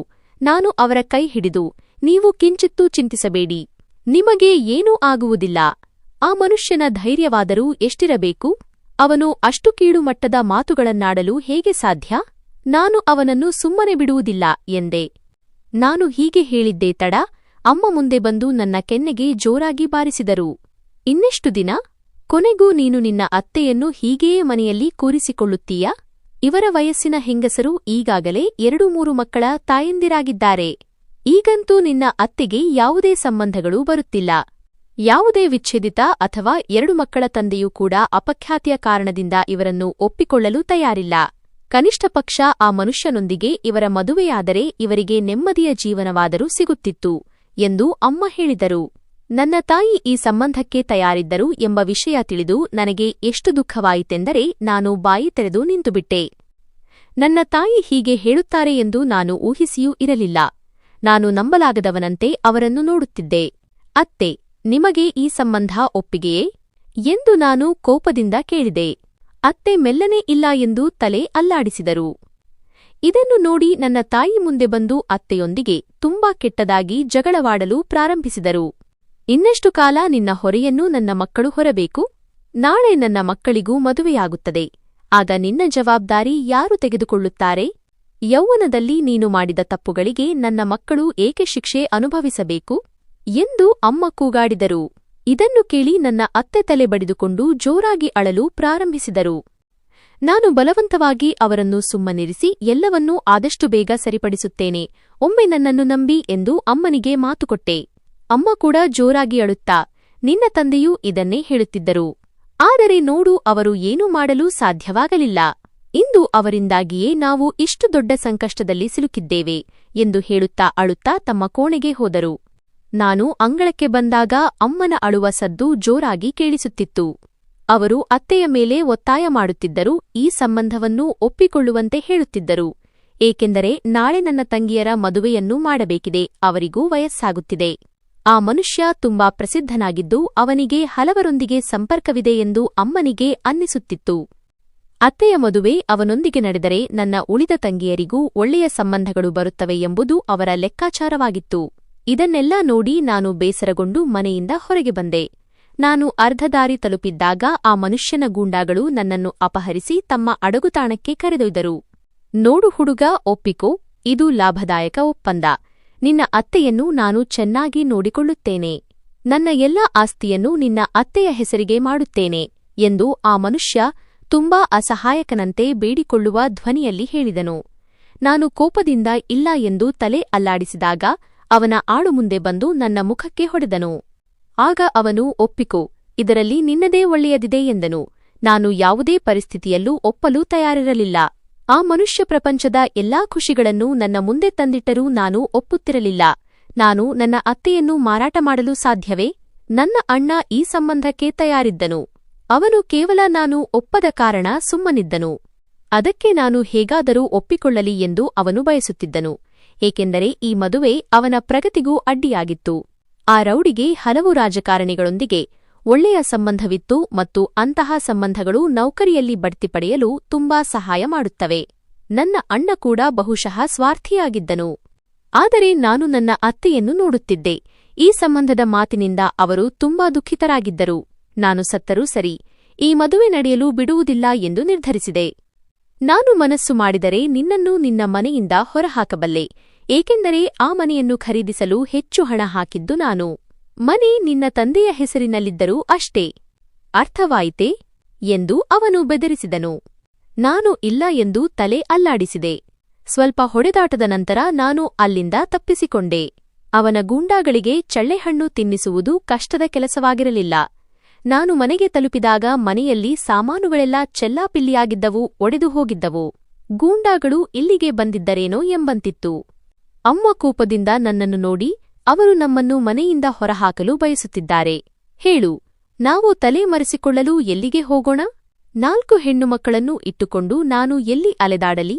ನೀನು ಗಂಡಸು, ನಿನಗೆ ಈ ಅಲೆದಾಟದ ಅಭ್ಯಾಸವಿದೆ. ಆದರೆ ಈ ಹುಡುಗಿಯರು ಎಲ್ಲಿಗೆ ಹೋಗುತ್ತಾರೆ? ಎಂದು ಕೂಗಾಡಿದರು. ಅಮ್ಮ ನನ್ನ ಮೇಲೆ ಕೋಪ ಮಾಡಿಕೊಳ್ಳುತ್ತಿದ್ದರು. ನಾನೇನು ಮಾಡಬೇಕೆಂದು ನನಗೆ ತಿಳಿಯುತ್ತಿರಲಿಲ್ಲ. ನಾನು ಅಮ್ಮನಿಗೆ ಹೇಳಿದೆ, ಆ ಮನುಷ್ಯನಿಗೆ ಹೇಳಿ ನನಗೆ 2 ವರ್ಷಗಳ ಕಾಲಾವಕಾಶ ನೀಡಲಿ. ಈ ಸಮಯದಲ್ಲಿ ನಾನು ಅವನ ಸಾಲ ತೀರಿಸಲು ಸಾಧ್ಯವಾಗದಿದ್ದರೆ ನಾನೇ ನನ್ನ ಅತ್ತೆಯ ಮದುವೆಯನ್ನು ಮಾಡಿಸುತ್ತೇನೆ ಎಂದು ಮಾತು ಕೊಡುತ್ತೇನೆ. ನಾನು ಈ ಮಾತು ಹೇಳಿದಾಗ ಅಮ್ಮ ಸಂತೋಷಪಟ್ಟರು. ಈ ಮಾತು ಆ ಮನುಷ್ಯನಿಗೂ ತಲುಪಿತು. ಅವನು ಸರಿ, ನಾನು ಕಾಯುತ್ತೇನೆ ಎಂದನು. ಇಷ್ಟು ದೊಡ್ಡ ಮೊತ್ತವನ್ನು ಕೂಡಿಸಲು ನಾನು ಆದಷ್ಟು ಬೇಗ ಏನಾದರೂ ದೊಡ್ಡದನ್ನು ಮಾಡಬೇಕಿತ್ತು. ನನ್ನ ಸ್ನೇಹಿತನೊಬ್ಬನ ಸಹೋದರ ದುಬೈಗೆ ಹೋಗುತ್ತಿದ್ದನು. ಆದರೆ ಕಳ್ಳ ಮಾರ್ಗದ ಮೂಲಕ ಸಮುದ್ರದ ದಾರಿಯಲ್ಲಿ ಹೋಗಬೇಕಿತ್ತು. ಇದನ್ನು ತಿಳಿದು ನನಗೆ ತುಂಬಾ ಭಯವಾಯಿತು. ಆದರೆ ನಾನು ಮನೆಯವರಿಗೆ ಇದರ ಸುಳಿವು ಸಿಗದಂತೆ ನೋಡಿಕೊಂಡೆ. ಆ ವ್ಯಕ್ತಿಯಿಂದ ನಾನು ಭರವಸೆ ತೆಗೆದುಕೊಂಡೆ, ಅವನು 2 ವರ್ಷಗಳ ಕಾಲ ನನ್ನ ಮನೆಯವರನ್ನು ತೊಂದರೆಗೊಳಿಸುವುದಿಲ್ಲ ಎಂದು. ಅವನು ಹೇಳಿದ, ನಮ್ಮಂತಹ 2 ನಂಬರಿನ ಕೆಟ್ಟ ಕೆಲಸ ಮಾಡುವ ಜನರು ಮಾತು ಉಳಿಸಿಕೊಳ್ಳುವಲ್ಲಿ ನಂಬರ್ 1 ಆಗಿರುತ್ತೇವೆ. ನೀನು ಚಿಂತಿಸಬೇಡ. 2 ವರ್ಷಗಳ ಕಾಲ ನಾನು ನಿನ್ನ ಅತ್ತೆಯ ಕಡೆಗೆ ಕಣ್ಣೆತ್ತಿಯೂ ನೋಡುವುದಿಲ್ಲ. ಅವನ ಮಾತುಗಳನ್ನು ಕೇಳಿ ನನಗೆ ಅವನ ಮೇಲೆ ಸ್ವಲ್ಪ ಕರುಣೆ ಬಂತು, ಏಕೆಂದರೆ ನಾನು ಅವನ ಕಥೆಯನ್ನು ಕೇಳಿದ್ದೆ. ಅವನು ಸುಮ್ಮನೆ ರೌಡಿ ಆಗಿರಲಿಲ್ಲ. ಪರಿಸ್ಥಿತಿ ಅವನನ್ನು ಹಾಗೆ ಮಾಡಿತ್ತು. ಆದರೆ ನಾನು ಅವನ ಪರವಾಗಿ ನಿರ್ಧಾರ ತೆಗೆದುಕೊಳ್ಳಲು ಸಾಧ್ಯವಿರಲಿಲ್ಲ, ಏಕೆಂದರೆ ನನ್ನ ಅತ್ತೆ ಅದಕ್ಕೆ ತಯಾರಿರಲಿಲ್ಲ. ನನ್ನ ಬಳಿ ಹೆಚ್ಚು ಹಣವಿರಲಿಲ್ಲ. ಆದ್ದರಿಂದ ನಾನು ಈ ಮಾರ್ಗವನ್ನು ಆಯ್ಕೆ ಮಾಡಿಕೊಳ್ಳಬೇಕಾಯಿತು. ಆ ಮನುಷ್ಯ ನನಗೆ ಟಿಕೆಟ್ಗೆ ಹಣ ಕೊಡಲು ತಯಾರಿದ್ದನು. ಆದರೆ ನಾನು ತೆಗೆದುಕೊಳ್ಳಲಿಲ್ಲ. ನಾನು ಅವನ ಉಪಕಾರವನ್ನು ಪಡೆದು ಅವನ ಋಣಭಾರದಲ್ಲಿ ಸಿಲುಕಿಕೊಳ್ಳಲು ಬಯಸಲಿಲ್ಲ, ಏಕೆಂದರೆ ಯಾರಾದರೂ ಒಬ್ಬರ ಉಪಕಾರದ ಅಡಿಯಲ್ಲಿ ಸಿಕ್ಕಿಹಾಕಿಕೊಂಡರೆ ಅವನು ಅವರ ಗುಲಾಮನಾಗುತ್ತಾನೆ ಎಂಬುದು ನನಗೆ ತಿಳಿದಿತ್ತು. 2 ದಿನಗಳ ನಂತರ ನಾನು ಹೊರಡಬೇಕಿತ್ತು. ನಾನು ನನ್ನ ಮನೆಯವರಿಂದ ಭರವಸೆ ತೆಗೆದುಕೊಂಡೆ, ಅವರು ನನಗಾಗಿ ಕಾಯುತ್ತಾರೆ ಮತ್ತು ಯಾವುದೇ ಸಂದರ್ಭದಲ್ಲೂ ಅತ್ತೆಯ ಮದುವೆಗೆ ಆ ವ್ಯಕ್ತಿಯೊಂದಿಗೆ ಒಪ್ಪುವುದಿಲ್ಲ ಎಂದು. ನಾನು ಹೇಳಿದೆ, ನಾನು ಯಾವಾಗಲೂ ನಿಮ್ಮೊಂದಿಗೆ ನಿಲ್ಲುತ್ತೇನೆ, ಚಿಂತಿಸಬೇಡಿ. ಅವರಿಗೆ ಸಮಾಧಾನ ಹೇಳಿ ನಾನು ಮನೆಯಿಂದ ಹೊರಬಂದೆ. ಯಾರೂ ನನ್ನ ಈ ನಿರ್ಧಾರದಿಂದ ಸಂತೋಷವಾಗಿರಲಿಲ್ಲ. ನನ್ನ ಅಣ್ಣ ನನ್ನೊಂದಿಗೆ ಮಾತನಾಡುವುದನ್ನೇ ನಿಲ್ಲಿಸಿದ್ದನು. ನಾನು ಸಮುದ್ರದಲ್ಲಿ ಕಳೆದು ಹೋಗುತ್ತೇನೆ ಅಥವಾ ಸತ್ತು ಹೋಗುತ್ತೇನೆ ಎಂದು ಅವನು ಭಾವಿಸಿದ್ದನು, ಏಕೆಂದರೆ ಇಂತಹ ಪ್ರಯಾಣಗಳಲ್ಲಿ ಜನರು ಹೆಚ್ಚಾಗಿ ಸಾವಿಗೆ ತುತ್ತಾಗುತ್ತಾರೆ. ಆದರೆ ನಾನು ನನ್ನ ಕುಟುಂಬಕ್ಕಾಗಿ ಕೊನೆಯ ಹಂತದವರೆಗೂ ಹೋಗುತ್ತೇನೆ ಎಂದು ನಿರ್ಧರಿಸಿದ್ದೆ. ನಾನು ಹೋದ ನಂತರ ಏನಾಗುತ್ತದೆಯೋ ಅದು ಬೇರೆ ಮಾತು. ಆದರೆ ನಾನು ಬದುಕಿರುವವರೆಗೂ ಇದೆಲ್ಲ ಆಗಲು ಬಿಡುವುದಿಲ್ಲ. ಏಜೆಂಟ್ ನಮಗೆ ಎಲ್ಲವನ್ನೂ ವಿವರಿಸಿದ್ದನು. ನಾವು 3 ಇದ್ದೆವು. ಪ್ರಯಾಣವೂ ತುಂಬಾ ಕಠಿಣವಾಗಿತ್ತು. ಆಯಾಸ ನಮ್ಮ ಮುಖಗಳಲ್ಲಿ ಸ್ಪಷ್ಟವಾಗಿ ಕಾಣುತ್ತಿತ್ತು. ನಮ್ಮನ್ನು ದುಬೈಗೆ ಕಳುಹಿಸಿದ ವ್ಯಕ್ತಿ ನನ್ನ ಸ್ನೇಹಿತನ ಭಾವನಾಗಿದ್ದನು ಮತ್ತು ನನ್ನ ಪರಿಸ್ಥಿತಿಯನ್ನು ಚೆನ್ನಾಗಿ ಬಲ್ಲವನಾಗಿದ್ದನು. ಅವನು ತನ್ನ ಪರಿಚಯವನ್ನು ಬಳಸಿದನು ಮತ್ತು ಯಾವುದೇ ತೊಂದರೆಯಿಲ್ಲದೆ ನಾವು ಅಲ್ಲಿಗೆ ತಲುಪಿದೆವು. ನನಗೆ ಆಶ್ಚರ್ಯವಾಯಿತು. ನಾನು ನಿಜವಾಗಿಯೂ ದುಬೈಗೆ ಬಂದಿದ್ದೇನೆಯೇ ಎಂದು ನನ್ನ ಕಣ್ಣುಗಳನ್ನು ನಂಬಲಾಗುತ್ತಿರಲಿಲ್ಲ. ಇಲ್ಲಿ ಟ್ರಕ್ ಡ್ರೈವರ್ಗಳಿಗೆ ತುಂಬಾ ಒಳ್ಳೆಯ ಸಂಬಳ ಸಿಗುತ್ತದೆ ಎಂದು ನನಗೆ ತಿಳಿದಿತ್ತು. ನಾನು ಮೊದಲು ಕಾರು ಓಡಿಸುತ್ತಿದ್ದೆ. ತಂದೆಯ ಮರಣದ ನಂತರ ಅವರ ಟ್ಯಾಕ್ಸಿಯನ್ನು ಹೆಚ್ಚಾಗಿ ನಾನೇ ಓಡಿಸುತ್ತಿದ್ದೆ. ಆದರೆ ಇಷ್ಟು ದೊಡ್ಡ ಟ್ರಕ್ಕನ್ನು ಓಡಿಸುವುದು ಸುಲಭದ ಕೆಲಸವಾಗಿರಲಿಲ್ಲ. ಮೊದಲ ದಿನವೇ ನನಗೆ ಒಬ್ಬ ಅತ್ಯುತ್ತಮ ಗುರು ಸಿಕ್ಕರು. ಅವರಿಂದಾಗಿ ನನ್ನ ಜೀವನ ಸುಧಾರಿಸಿತು. ಅವರು ಬೇರೆ ಯಾರೂ ಅಲ್ಲ, ಆರ್ಯನ್ ಆಗಿದ್ದರು. ಅವರು ಕಳೆದ 16 ವರ್ಷಗಳಿಂದ ಟ್ರಕ್ ಓಡಿಸುತ್ತಿದ್ದರು. ಅವರ ಸಂಬಂಧ ನನ್ನ ಊರಿನೊಂದಿಗೆ ಇತ್ತು. ಅವರು ನನ್ನ ಗುರುವಾದರು ಮತ್ತು ನಾನು ಅವರ ಛಾಯೆಯಲ್ಲಿ ತಲೆಬಾಗಿ ಇರಲಾರಂಭಿಸಿದೆ. ನನಗೆ ಯಾವುದೇ ತೊಂದರೆಯಾಗದಂತೆ ಅವರು ನನಗೆ ಎಲ್ಲಾ ರೀತಿಯ ಕೆಲಸಗಳನ್ನು ಕಲಿಸಿದರು. ನನ್ನ ಶ್ರದ್ಧೆ ಮತ್ತು ಪರಿಶ್ರಮದಿಂದಾಗಿ ನಾನು ವರ್ಷಗಳ ಕೆಲಸವನ್ನು ಕೆಲವೇ ತಿಂಗಳುಗಳಲ್ಲಿ ಕಲಿತೆ. ಈಗ ನನ್ನನ್ನು ಅತ್ಯುತ್ತಮ ಡ್ರೈವರ್ಗಳಲ್ಲಿ ಎಣಿಸಲಾಗುತ್ತಿತ್ತು. ಮಾಲೀಕರು ನನಗೆ ಕೆಲಸವನ್ನು ಹೆಚ್ಚಾಗಿ ನೀಡಲಾರಂಭಿಸಿದರು. ಈ ಕೆಲಸ ಕಲಿಯಲು ನನಗೆ 6 ತಿಂಗಳು ಬೇಕಾಯಿತು. ಈಗ ನಾನು ಕೂಡ ಉಸ್ತಾದ್, ಪರಿಣಿತ ಆಗಿದ್ದೆ. ನನ್ನ ಗುರು ಆರ್ಯನ್ ನನ್ನನ್ನು ನೋಡಿದಾಗಲೆಲ್ಲ ತುಂಬಾ ಹಾರೈಸುತ್ತಿದ್ದರು. ನಾನು ಅವರ ಸೇವೆಯನ್ನು ಮನಃಪೂರ್ವಕವಾಗಿ ಮಾಡುತ್ತಿದ್ದೆ. ರಾತ್ರಿ ಅವರು ಸುಸ್ತಾಗಿ ಬಂದಾಗ ಗಂಟೆಗಟ್ಟಲೆ ಕುಳಿತು ಅವರ ಕಾಲುಗಳನ್ನು ಒತ್ತುತ್ತಿದ್ದೆ. ನಾನು ಅವರಿಗೆ ನನ್ನ ತಂದೆಯ ಸ್ಥಾನವನ್ನು ನೀಡಿದ್ದೆ. ಅವರ ಕಥೆಯೂ ನನ್ನದಕ್ಕೆ ಹೋಲುತ್ತಿತ್ತು. ತಂಗಿಯರ ಮದುವೆ ಮಾಡಬೇಕಿತ್ತು. ಅದಕ್ಕಾಗಿಯೇ ಇಷ್ಟು ದೂರ ತಮ್ಮ ಭವಿಷ್ಯವನ್ನು ರೂಪಿಸಿಕೊಳ್ಳಲು ಬಂದಿದ್ದರು. ವರ್ಷಗಳಿಂದ ಮನೆಗೆ ಹಣ ಕಳುಹಿಸುತ್ತಿದ್ದರು. ಆದರೆ ಮನೆಯವರಿಗೆ ಅವರ ಬಗ್ಗೆ ಯಾವುದೇ ಕಾಳಜಿ ಇರಲಿಲ್ಲ. ನಿರಂತರವಾಗಿ ಬರುತ್ತಿದ್ದ ಆ ಹಣದಿಂದ ಮಾತ್ರ ಅವರಿಗೆ ವ್ಯತ್ಯಾಸವಾಗುತ್ತಿತ್ತು. ಆ ಮನುಷ್ಯ ತನ್ನ ಬಳಿ ಸ್ವಲ್ಪವೂ ರಿಯಾಲ್, ದುಬೈ ಕರೆನ್ಸಿ ಇಟ್ಟುಕೊಳ್ಳುತ್ತಿರಲಿಲ್ಲ. ಕೆಲವೊಮ್ಮೆ ನನಗೆ ತುಂಬಾ ಆಶ್ಚರ್ಯವಾಗುತ್ತಿತ್ತು, ಈ ವ್ಯಕ್ತಿ ಎಂಥವನು ಎಂದು. ಪ್ರೀತಿಯಿಂದ ತುಂಬಿದ ಆ ವ್ಯಕ್ತಿ ಜನರಿಗೆ ಅಪ್ರಾಮಾಣಿಕವಾಗಿದ್ದನು. ಅವರ ಮನೆಯವರಿಗೆ ಕೇವಲ ಅವರು ಕಳುಹಿಸುವ ಹಣ ಮಾತ್ರ ಮುಖ್ಯವಾಗಿತ್ತು. ಹಣದ ಹೊರತಾಗಿ ಅವರ ಮನೆಯಿಂದ ಬೇರೆ ಯಾವುದೇ ಕರೆ ಬಂದಿದ್ದನ್ನು ನಾನು ಎಂದಿಗೂ ನೋಡಲಿಲ್ಲ. 6 ತಿಂಗಳು ಕಳೆದಿತ್ತು. ನನ್ನ ಮನೆಯವರು ನಾನು ಸತ್ತಿದ್ದೇನೆ ಎಂದು ಅಂದುಕೊಂಡಿದ್ದಾರೆಯೇ ಎಂದು ನನಗೆ ಭಯವಾಗಲು ಪ್ರಾರಂಭಿಸಿತು. ಇದೇ ಕಾರಣಕ್ಕೆ ಗುರುವಿನ ಸಲಹೆಯ ಮೇರೆಗೆ ನಾನು ಮನೆಗೆ ಕರೆ ಮಾಡಿದೆ. ನನ್ನ ತಂಗಿ ಫೋನ್ ಎತ್ತಿದಾಗ ಅಳಲು ಶುರು ಮಾಡಿದಳು. ನಾನು ಬದುಕಿದ್ದೇನೆಯೇ ಮತ್ತು ಸುರಕ್ಷಿತವಾಗಿದ್ದೇನೆಯೇ ಎಂದು ಕೇಳಿದಳು. ಅಮ್ಮ ನಿನ್ನನ್ನು ತುಂಬಾ ನೆನಪಿಸಿಕೊಳ್ಳುತ್ತಾರೆ ಎಂದು ಅವಳು ಹೇಳಿದಳು. ತಗೋ, ಅವರೊಂದಿಗೆ ಮಾತನಾಡು ಎಂದು ಹೇಳಿದಳು. ನಾನು ಅಕ್ಕನ ಬಳಿ ಏನನ್ನಾದರೂ ಕೇಳುವ ಮುನ್ನವೇ ಫೋನ್ ಅಮ್ಮನ ಕೈಗೆ ಹೋಯಿತು. ಅಮ್ಮ ಅಳುತ್ತಾ, ಹಿಂದಿರುಗಿ ಬಾ, ನಾವು ನಿನ್ನ ಅತ್ತೆಯ ಮದುವೆಯನ್ನು ಆ ರೌಡಿಯೊಂದಿಗೆ ಮಾಡುವುದಿಲ್ಲ. ಆದರೆ ನಾನು ನಿನ್ನ ಅಗಲಿಕೆಯನ್ನು ಸಹಿಸಲಾರೆ. ನಿನ್ನ ಅಣ್ಣ ತನ್ನ ಕೆಲಸದಲ್ಲಿ ಎಷ್ಟು ಕಳೆದು ಹೋಗಿದ್ದಾನೆಂದರೆ ಅವನು ಮನೆಗೆ ಯಾವಾಗ ಬರುತ್ತಾನೆ ಎಂದು ನಮಗೆ ತಿಳಿಯುವುದೇ ಇಲ್ಲ ಎಂದಳು. ನಾನು ಅವನ ಮುಖ ನೋಡಲು ಹಪಹಪಿಸುತ್ತಿದ್ದೇನೆ ಎಂದು ಅಮ್ಮ ಹೇಳಿದಳು. ಅಮ್ಮನ ಈ ಮಾತು ಕೇಳಿ ನನಗೆ ಆಶ್ಚರ್ಯವಾಯಿತು. ನಾನು ಅಣ್ಣನೊಂದಿಗೆ ಮಾತನಾಡಲು ಯೋಚಿಸಿದೆ, ಏಕೆಂದರೆ ನಾನು ಕೆಲವು ಹಣವನ್ನು ಉಳಿಸಿದ್ದೆ ಮತ್ತು ಅದನ್ನು ಭಾರತಕ್ಕೆ ಕಳುಹಿಸಲು ಬಯಸಿದ್ದೆ. ನಾನು ಹಣ ಕಳುಹಿಸಿದಾಗ ಅಮ್ಮ ತುಂಬಾ ಹಾರೈಸಿದಳು. ಅಣ್ಣ ಅದೇ ಹಣವನ್ನು ಅಮ್ಮನ ಕೈಗಿಟ್ಟಿದ್ದನು. ಮರುದಿನ ನಾನು ಅಮ್ಮನನ್ನು, ಅಣ್ಣ ಎಷ್ಟು ಹಣ ಕೊಟ್ಟರು ಎಂದು ಕೇಳಿದೆ. ಆಗ ಅವಳು ಸುಮಾರು 50,000 ರೂಪಾಯಿ ಎಂದು ಹೇಳಿದಳು. ನನಗೆ ಆಶ್ಚರ್ಯವಾಯಿತು, ಏಕೆಂದರೆ ನಾನು 1.5 ಲಕ್ಷ ರೂಪಾಯಿ ಕಳುಹಿಸಿದ್ದೆ. ಆಗ ನಾನು ನಿರ್ಧರಿಸಿದೆ, ಇನ್ನು ಮುಂದೆ ಅಮ್ಮನಿಗೆ ಪ್ರತ್ಯೇಕವಾಗಿ ಹಣ ಕಳುಹಿಸಬೇಕು ಎಂದು. ಅಣ್ಣನ ಮೇಲೆ ನಂಬಿಕೆಯಿಲ್ಲ. ಈಗ ನನ್ನ ಸಂಬಳವೂ ಹೆಚ್ಚಾಗಿತ್ತು. ಆರ್ಯನ್ ಅವರ ಆಶ್ರಯದಲ್ಲಿ ಇರುತ್ತಾ ನಾನು ನನ್ನ ಮೇಲೆ ಖರ್ಚು ಮಾಡುವುದನ್ನು ಬಿಟ್ಟು ಮನೆಗೆ ಹಣ ಕಳುಹಿಸಲು ಯಾವಾಗ ಪ್ರಾರಂಭಿಸಿದೆ ಎಂದು ನನಗೆ ತಿಳಿಯಲಿಲ್ಲ. ಹೇಗಾದರೂ ಮಾಡಿ ನನ್ನ ತಂಗಿಯರ ಮದುವೆ ನಡೆಯಲಿ ಮತ್ತು ಅವರ ಜೀವನ ಸುಧಾರಿಸಲಿ ಎಂಬುದೇ ನನ್ನ ಯೋಚನೆಯಾಗಿತ್ತು. ಒಳ್ಳೆಯ ಹಣ ಸೇರಿದ ತಕ್ಷಣ ಭಾರತಕ್ಕೆ ಹಿಂತಿರುಗಲು ನಾನು ನಿರ್ಧರಿಸಿದ್ದೆ. ನಾನು ಇಲ್ಲಿಗೆ ಬಂದು 15 ರಿಂದ 16 ತಿಂಗಳುಗಳಾಗಿದ್ದವು. ಆಗ ನನಗೆ ನನ್ನ ಮನೆಯವರ ವರ್ತನೆ ವಿಚಿತ್ರವೆನಿಸಲು ಪ್ರಾರಂಭಿಸಿತು. ಹಣ ಕಳುಹಿಸದಿದ್ದರೆ ಅಣ್ಣ ಕೆಲವೊಮ್ಮೆ ಬೈಯುತ್ತಿದ್ದರೂ ಅಮ್ಮ ಕರೆಯನ್ನು ಕಟ್ ಮಾಡುತ್ತಿದ್ದರು. ಅವರು ನನ್ನನ್ನು ಅಲ್ಲ, ನನ್ನ ಹಣವನ್ನು ಪ್ರೀತಿಸುತ್ತಾರೆ ಎಂದು ನನಗೆ ಅರಿವಾಯಿತು. ಎಷ್ಟೋ ತಿಂಗಳುಗಳಾಗಿದ್ದವು. ಯಾರೂ ನನ್ನ ಯೋಗಕ್ಷೇಮವನ್ನು ವಿಚಾರಿಸಿರಲಿಲ್ಲ. ಎಲ್ಲರಿಗೂ ಹಣದ ಚಿಂತೆ ಮಾತ್ರ ಇತ್ತು. ಅಮ್ಮ ಫೋನ್ ಮಾಡಿದರೆ, ತಂಗಿಯವರ ದಕ್ಷಿಣೆಗೆ ಈ ವಸ್ತು ಬಾಕಿ ಉಳಿದಿದೆ, ಇಷ್ಟು ಹಣ ಕಳುಹಿಸು ಎಂದು ಹೇಳುತ್ತಿದ್ದರು. ಅಣ್ಣ ಫೋನ್ ಮಾಡಿದರೆ, ಈ ಬಾರಿ ಸಂಬಳ ಬೇಗ ಖಾಲಿಯಾಗಿದೆ, ನೀನು ಸ್ವಲ್ಪ ಹಣ ಕಳುಹಿಸು, ನಾನು ತುಂಬಾ ತೊಂದರೆಯಲ್ಲಿದ್ದೇನೆ ಎಂದು ಅಳಲು ತೋಡಿಕೊಳ್ಳುತ್ತಿದ್ದರು. ನಾನು ಈ ಎಲ್ಲಾ ಸಮಸ್ಯೆಗಳಲ್ಲಿ ಸಿಲುಕಿಕೊಳ್ಳುತ್ತಾ ಹೋದೆ. ಈಗ ಅವರು ಫೋನ್ ಮಾಡಿದರೆ ಕೇವಲ ಹಣದ ಬಗ್ಗೆಯೇ ಮಾತನಾಡುತ್ತಿದ್ದರು. ನಿಧಾನವಾಗಿ ನಾನು ಅವರಿಂದ ದೂರವಿರಲು ಪ್ರಾರಂಭಿಸಿದೆ. ಮನೆಗೆ ಫೋನ್ ಮಾಡುವುದನ್ನೇ ಬಿಟ್ಟೆ. ನಾನು ತೆಗೆದುಕೊಂಡ ಜವಾಬ್ದಾರಿಯನ್ನು ನಿಭಾಯಿಸುವುದು ಅಷ್ಟು ಸುಲಭವಾಗಿರಲಿಲ್ಲ. ಕೆಲವೇ ತಿಂಗಳುಗಳು ಉಳಿದಿದ್ದವು. ನನ್ನ ಹಿರಿಯ ಸಹೋದರಿ ಸಲೋನಿಯ ಮದುವೆಯ ತಯಾರಿ ಪೂರ್ಣಗೊಂಡಿತ್ತು. ಅವಳ ಮದುವೆ ಅವಳಿಗಿಂತ 4 ವರ್ಷ ದೊಡ್ಡವನಾದ ಬ್ಯಾಂಕ್ ಮ್ಯಾನೇಜರ್ ಜೊತೆ ನಡೆಯುತ್ತಿತ್ತು.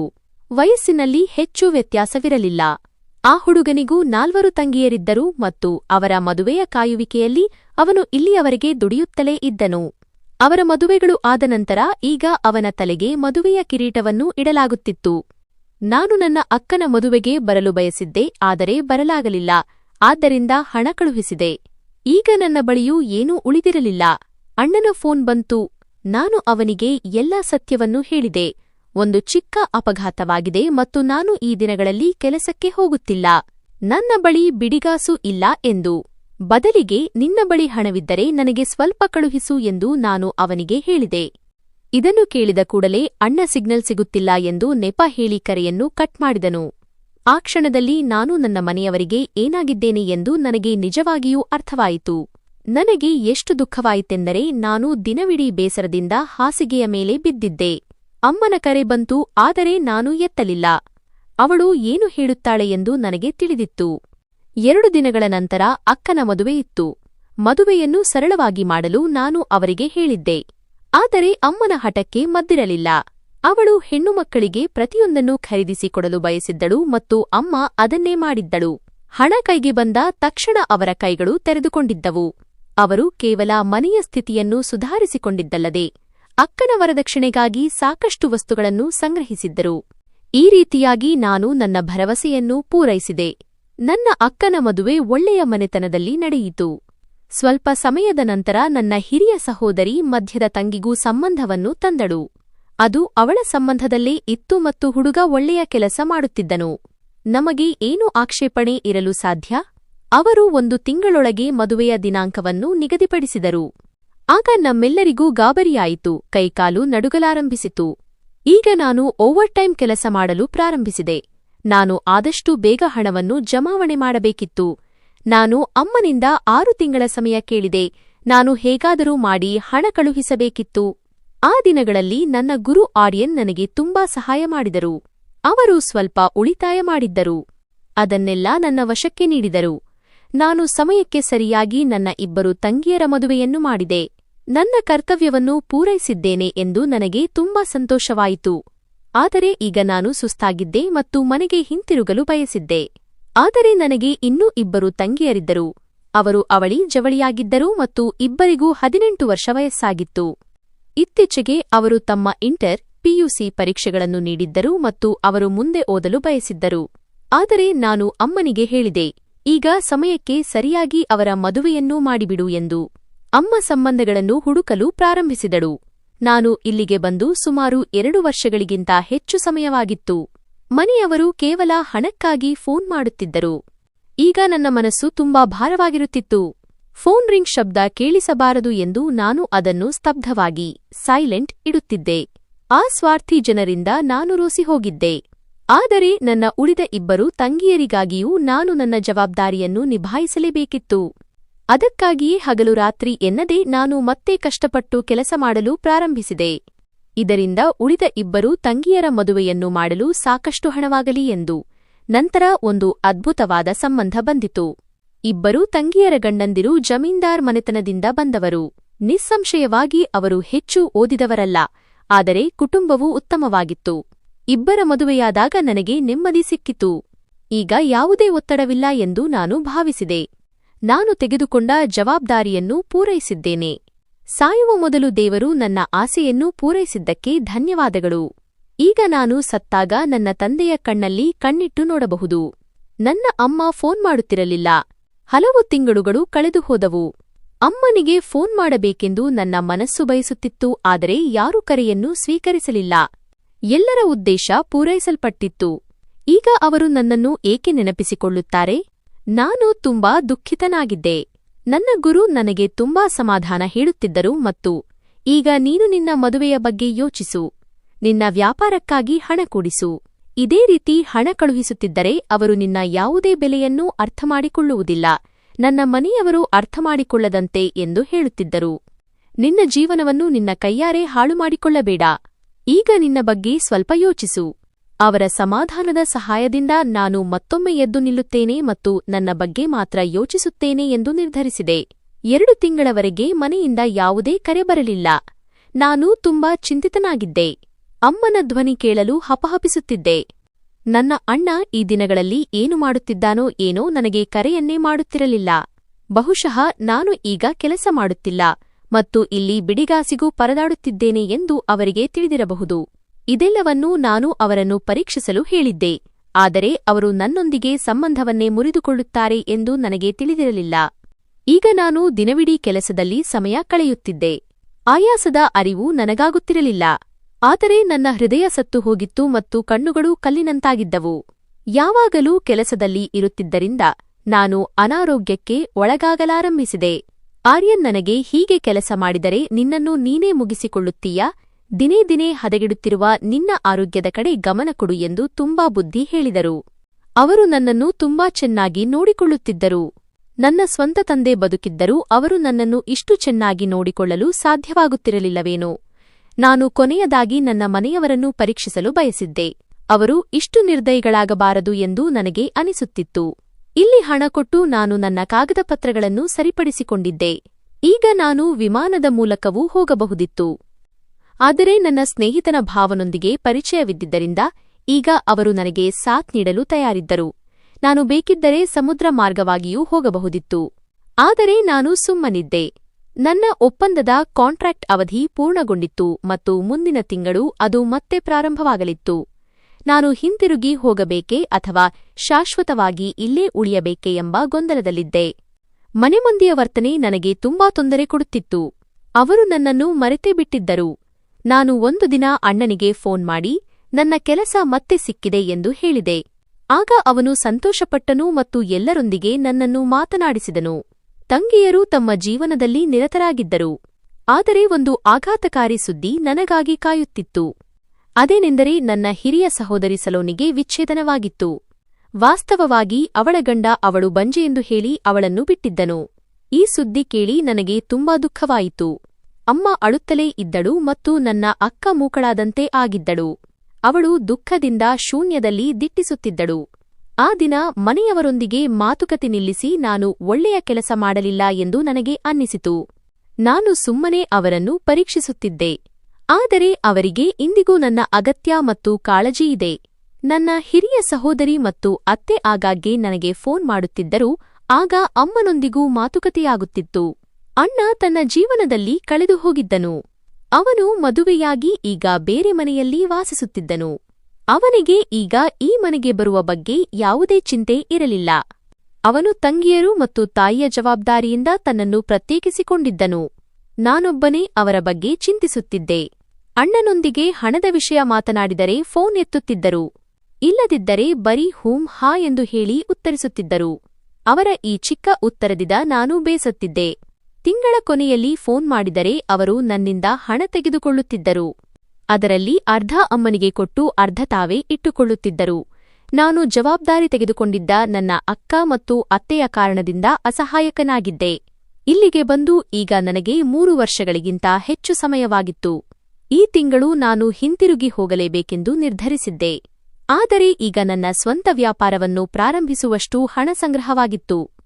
ನಾನು ಕೊನೆಯ ಬಾರಿಗೆ ನನ್ನ ಮನೆಯವರನ್ನು ಪರೀಕ್ಷಿಸಲು ಬಯಸಿದ್ದೆ ಮತ್ತು ಇತ್ತೀಚೆಗೆ ನಾನು ಅವರನ್ನು ಹೇಗೆ ಪರೀಕ್ಷಿಸುವುದು ಎಂಬ ಆಲೋಚನೆಗಳಲ್ಲಿಯೇ ಕಳೆದುಹೋಗಿರುತ್ತಿದ್ದೆ.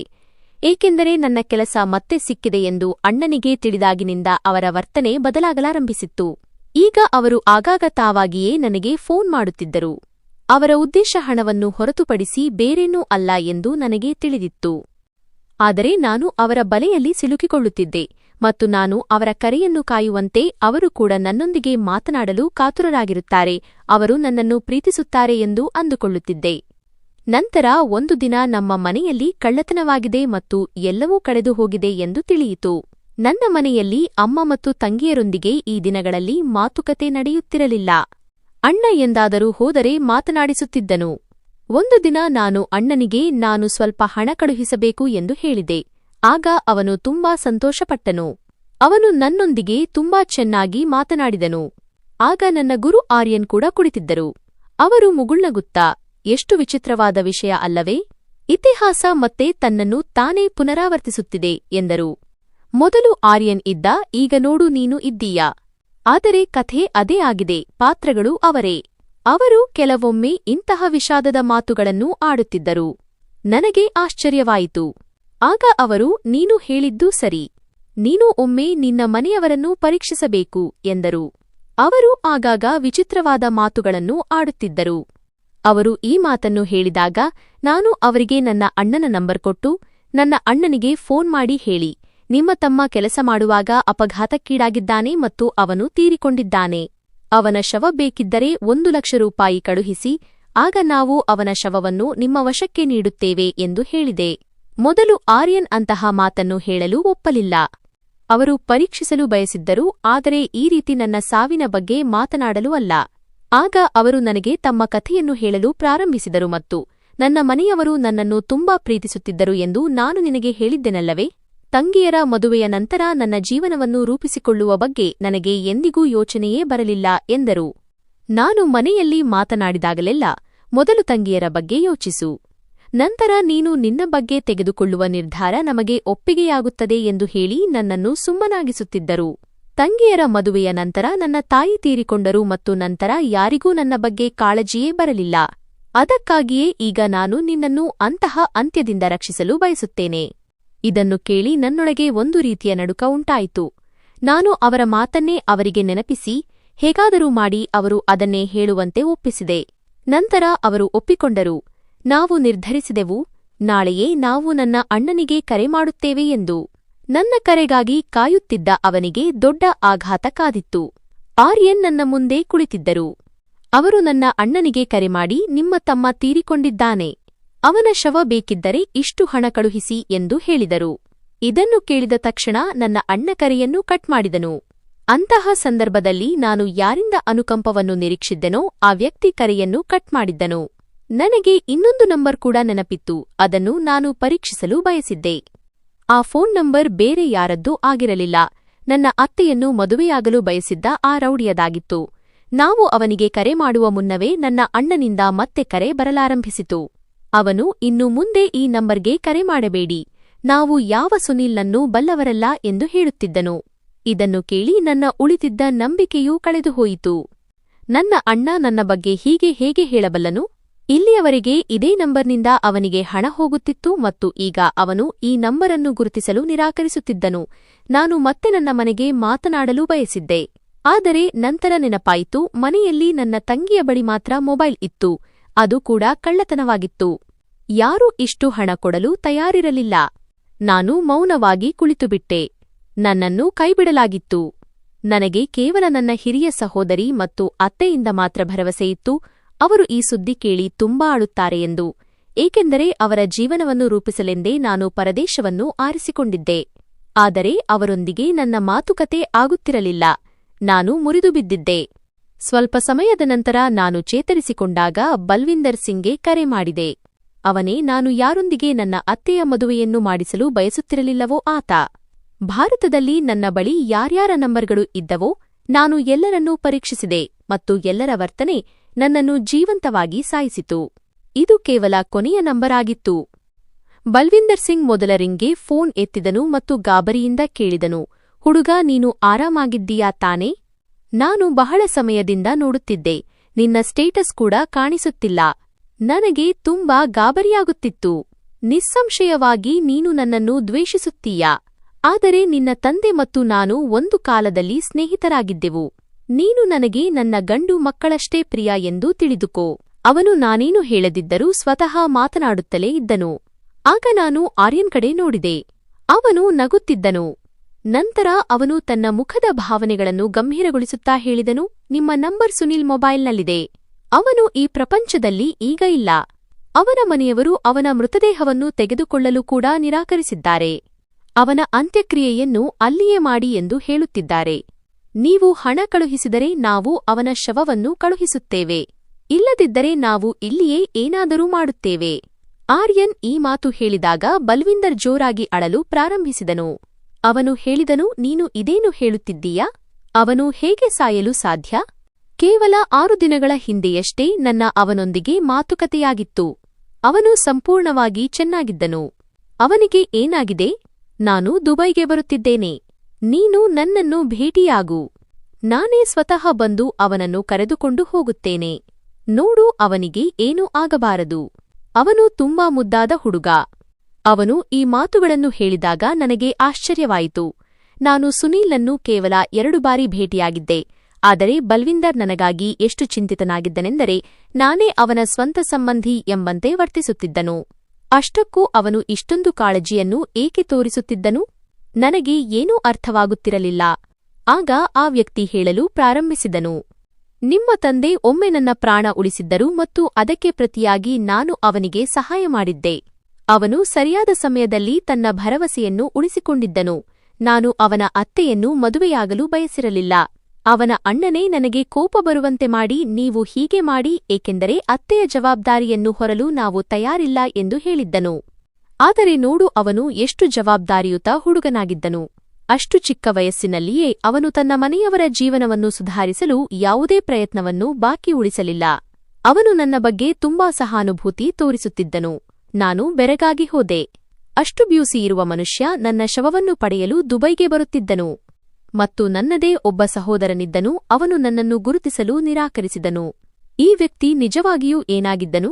ನಗರದಲ್ಲಿ ಇಷ್ಟೊಂದು ದಬ್ಬಾಳಿಕೆ ಹೊಂದಿದ್ದ ಇಷ್ಟು ದೊಡ್ಡ ರೌಡಿ ನನಗಾಗಿ ಇದೆಲ್ಲವನ್ನೂ ಮಾಡುತ್ತಿದ್ದನು. ನಾನು ಇನ್ನೂ ಆಘಾತದಲ್ಲಿದ್ದೆ. ಈ ಕಷ್ಟದ ಸಮಯದಲ್ಲಿ ನನ್ನನ್ನು ಸಂಭಾಳಿಸುವ ಜವಾಬ್ದಾರಿಯನ್ನು ಹೊತ್ತಿದ್ದ ಅವನ ಉಪಕಾರವನ್ನು ಹೇಗೆ ತೀರಿಸಲಿ ಎಂದು ನನಗೆ ಅರ್ಥವಾಗುತ್ತಿರಲಿಲ್ಲ. ನಾನು ಅಳುತ್ತಲೇ ಇದ್ದೆ. ಅವನು ಕರೆಯನ್ನು ಕಡಿತಗೊಳಿಸಿದನು. ನನ್ನ ಗುರು ನನಗೆ ಸಮಾಧಾನ ಮಾಡುತ್ತಿದ್ದರು. ನನ್ನ ಸ್ವಂತ ಜನರೇ ನನ್ನ ಈ ಸ್ಥಿತಿಗೆ ಕಾರಣರಾಗಿದ್ದರು ಮತ್ತು ನಾನು ಯಾರನ್ನು ಕೀಳಾಗಿ ಕಾಣಲು ಬಯಸಿದ್ದೆನೋ ಅವನು ಇಂದು ನನ್ನ ದೃಷ್ಟಿಯಲ್ಲಿ ಬಹಳ ಎತ್ತರಕ್ಕೆ ಏರಿದ್ದನು.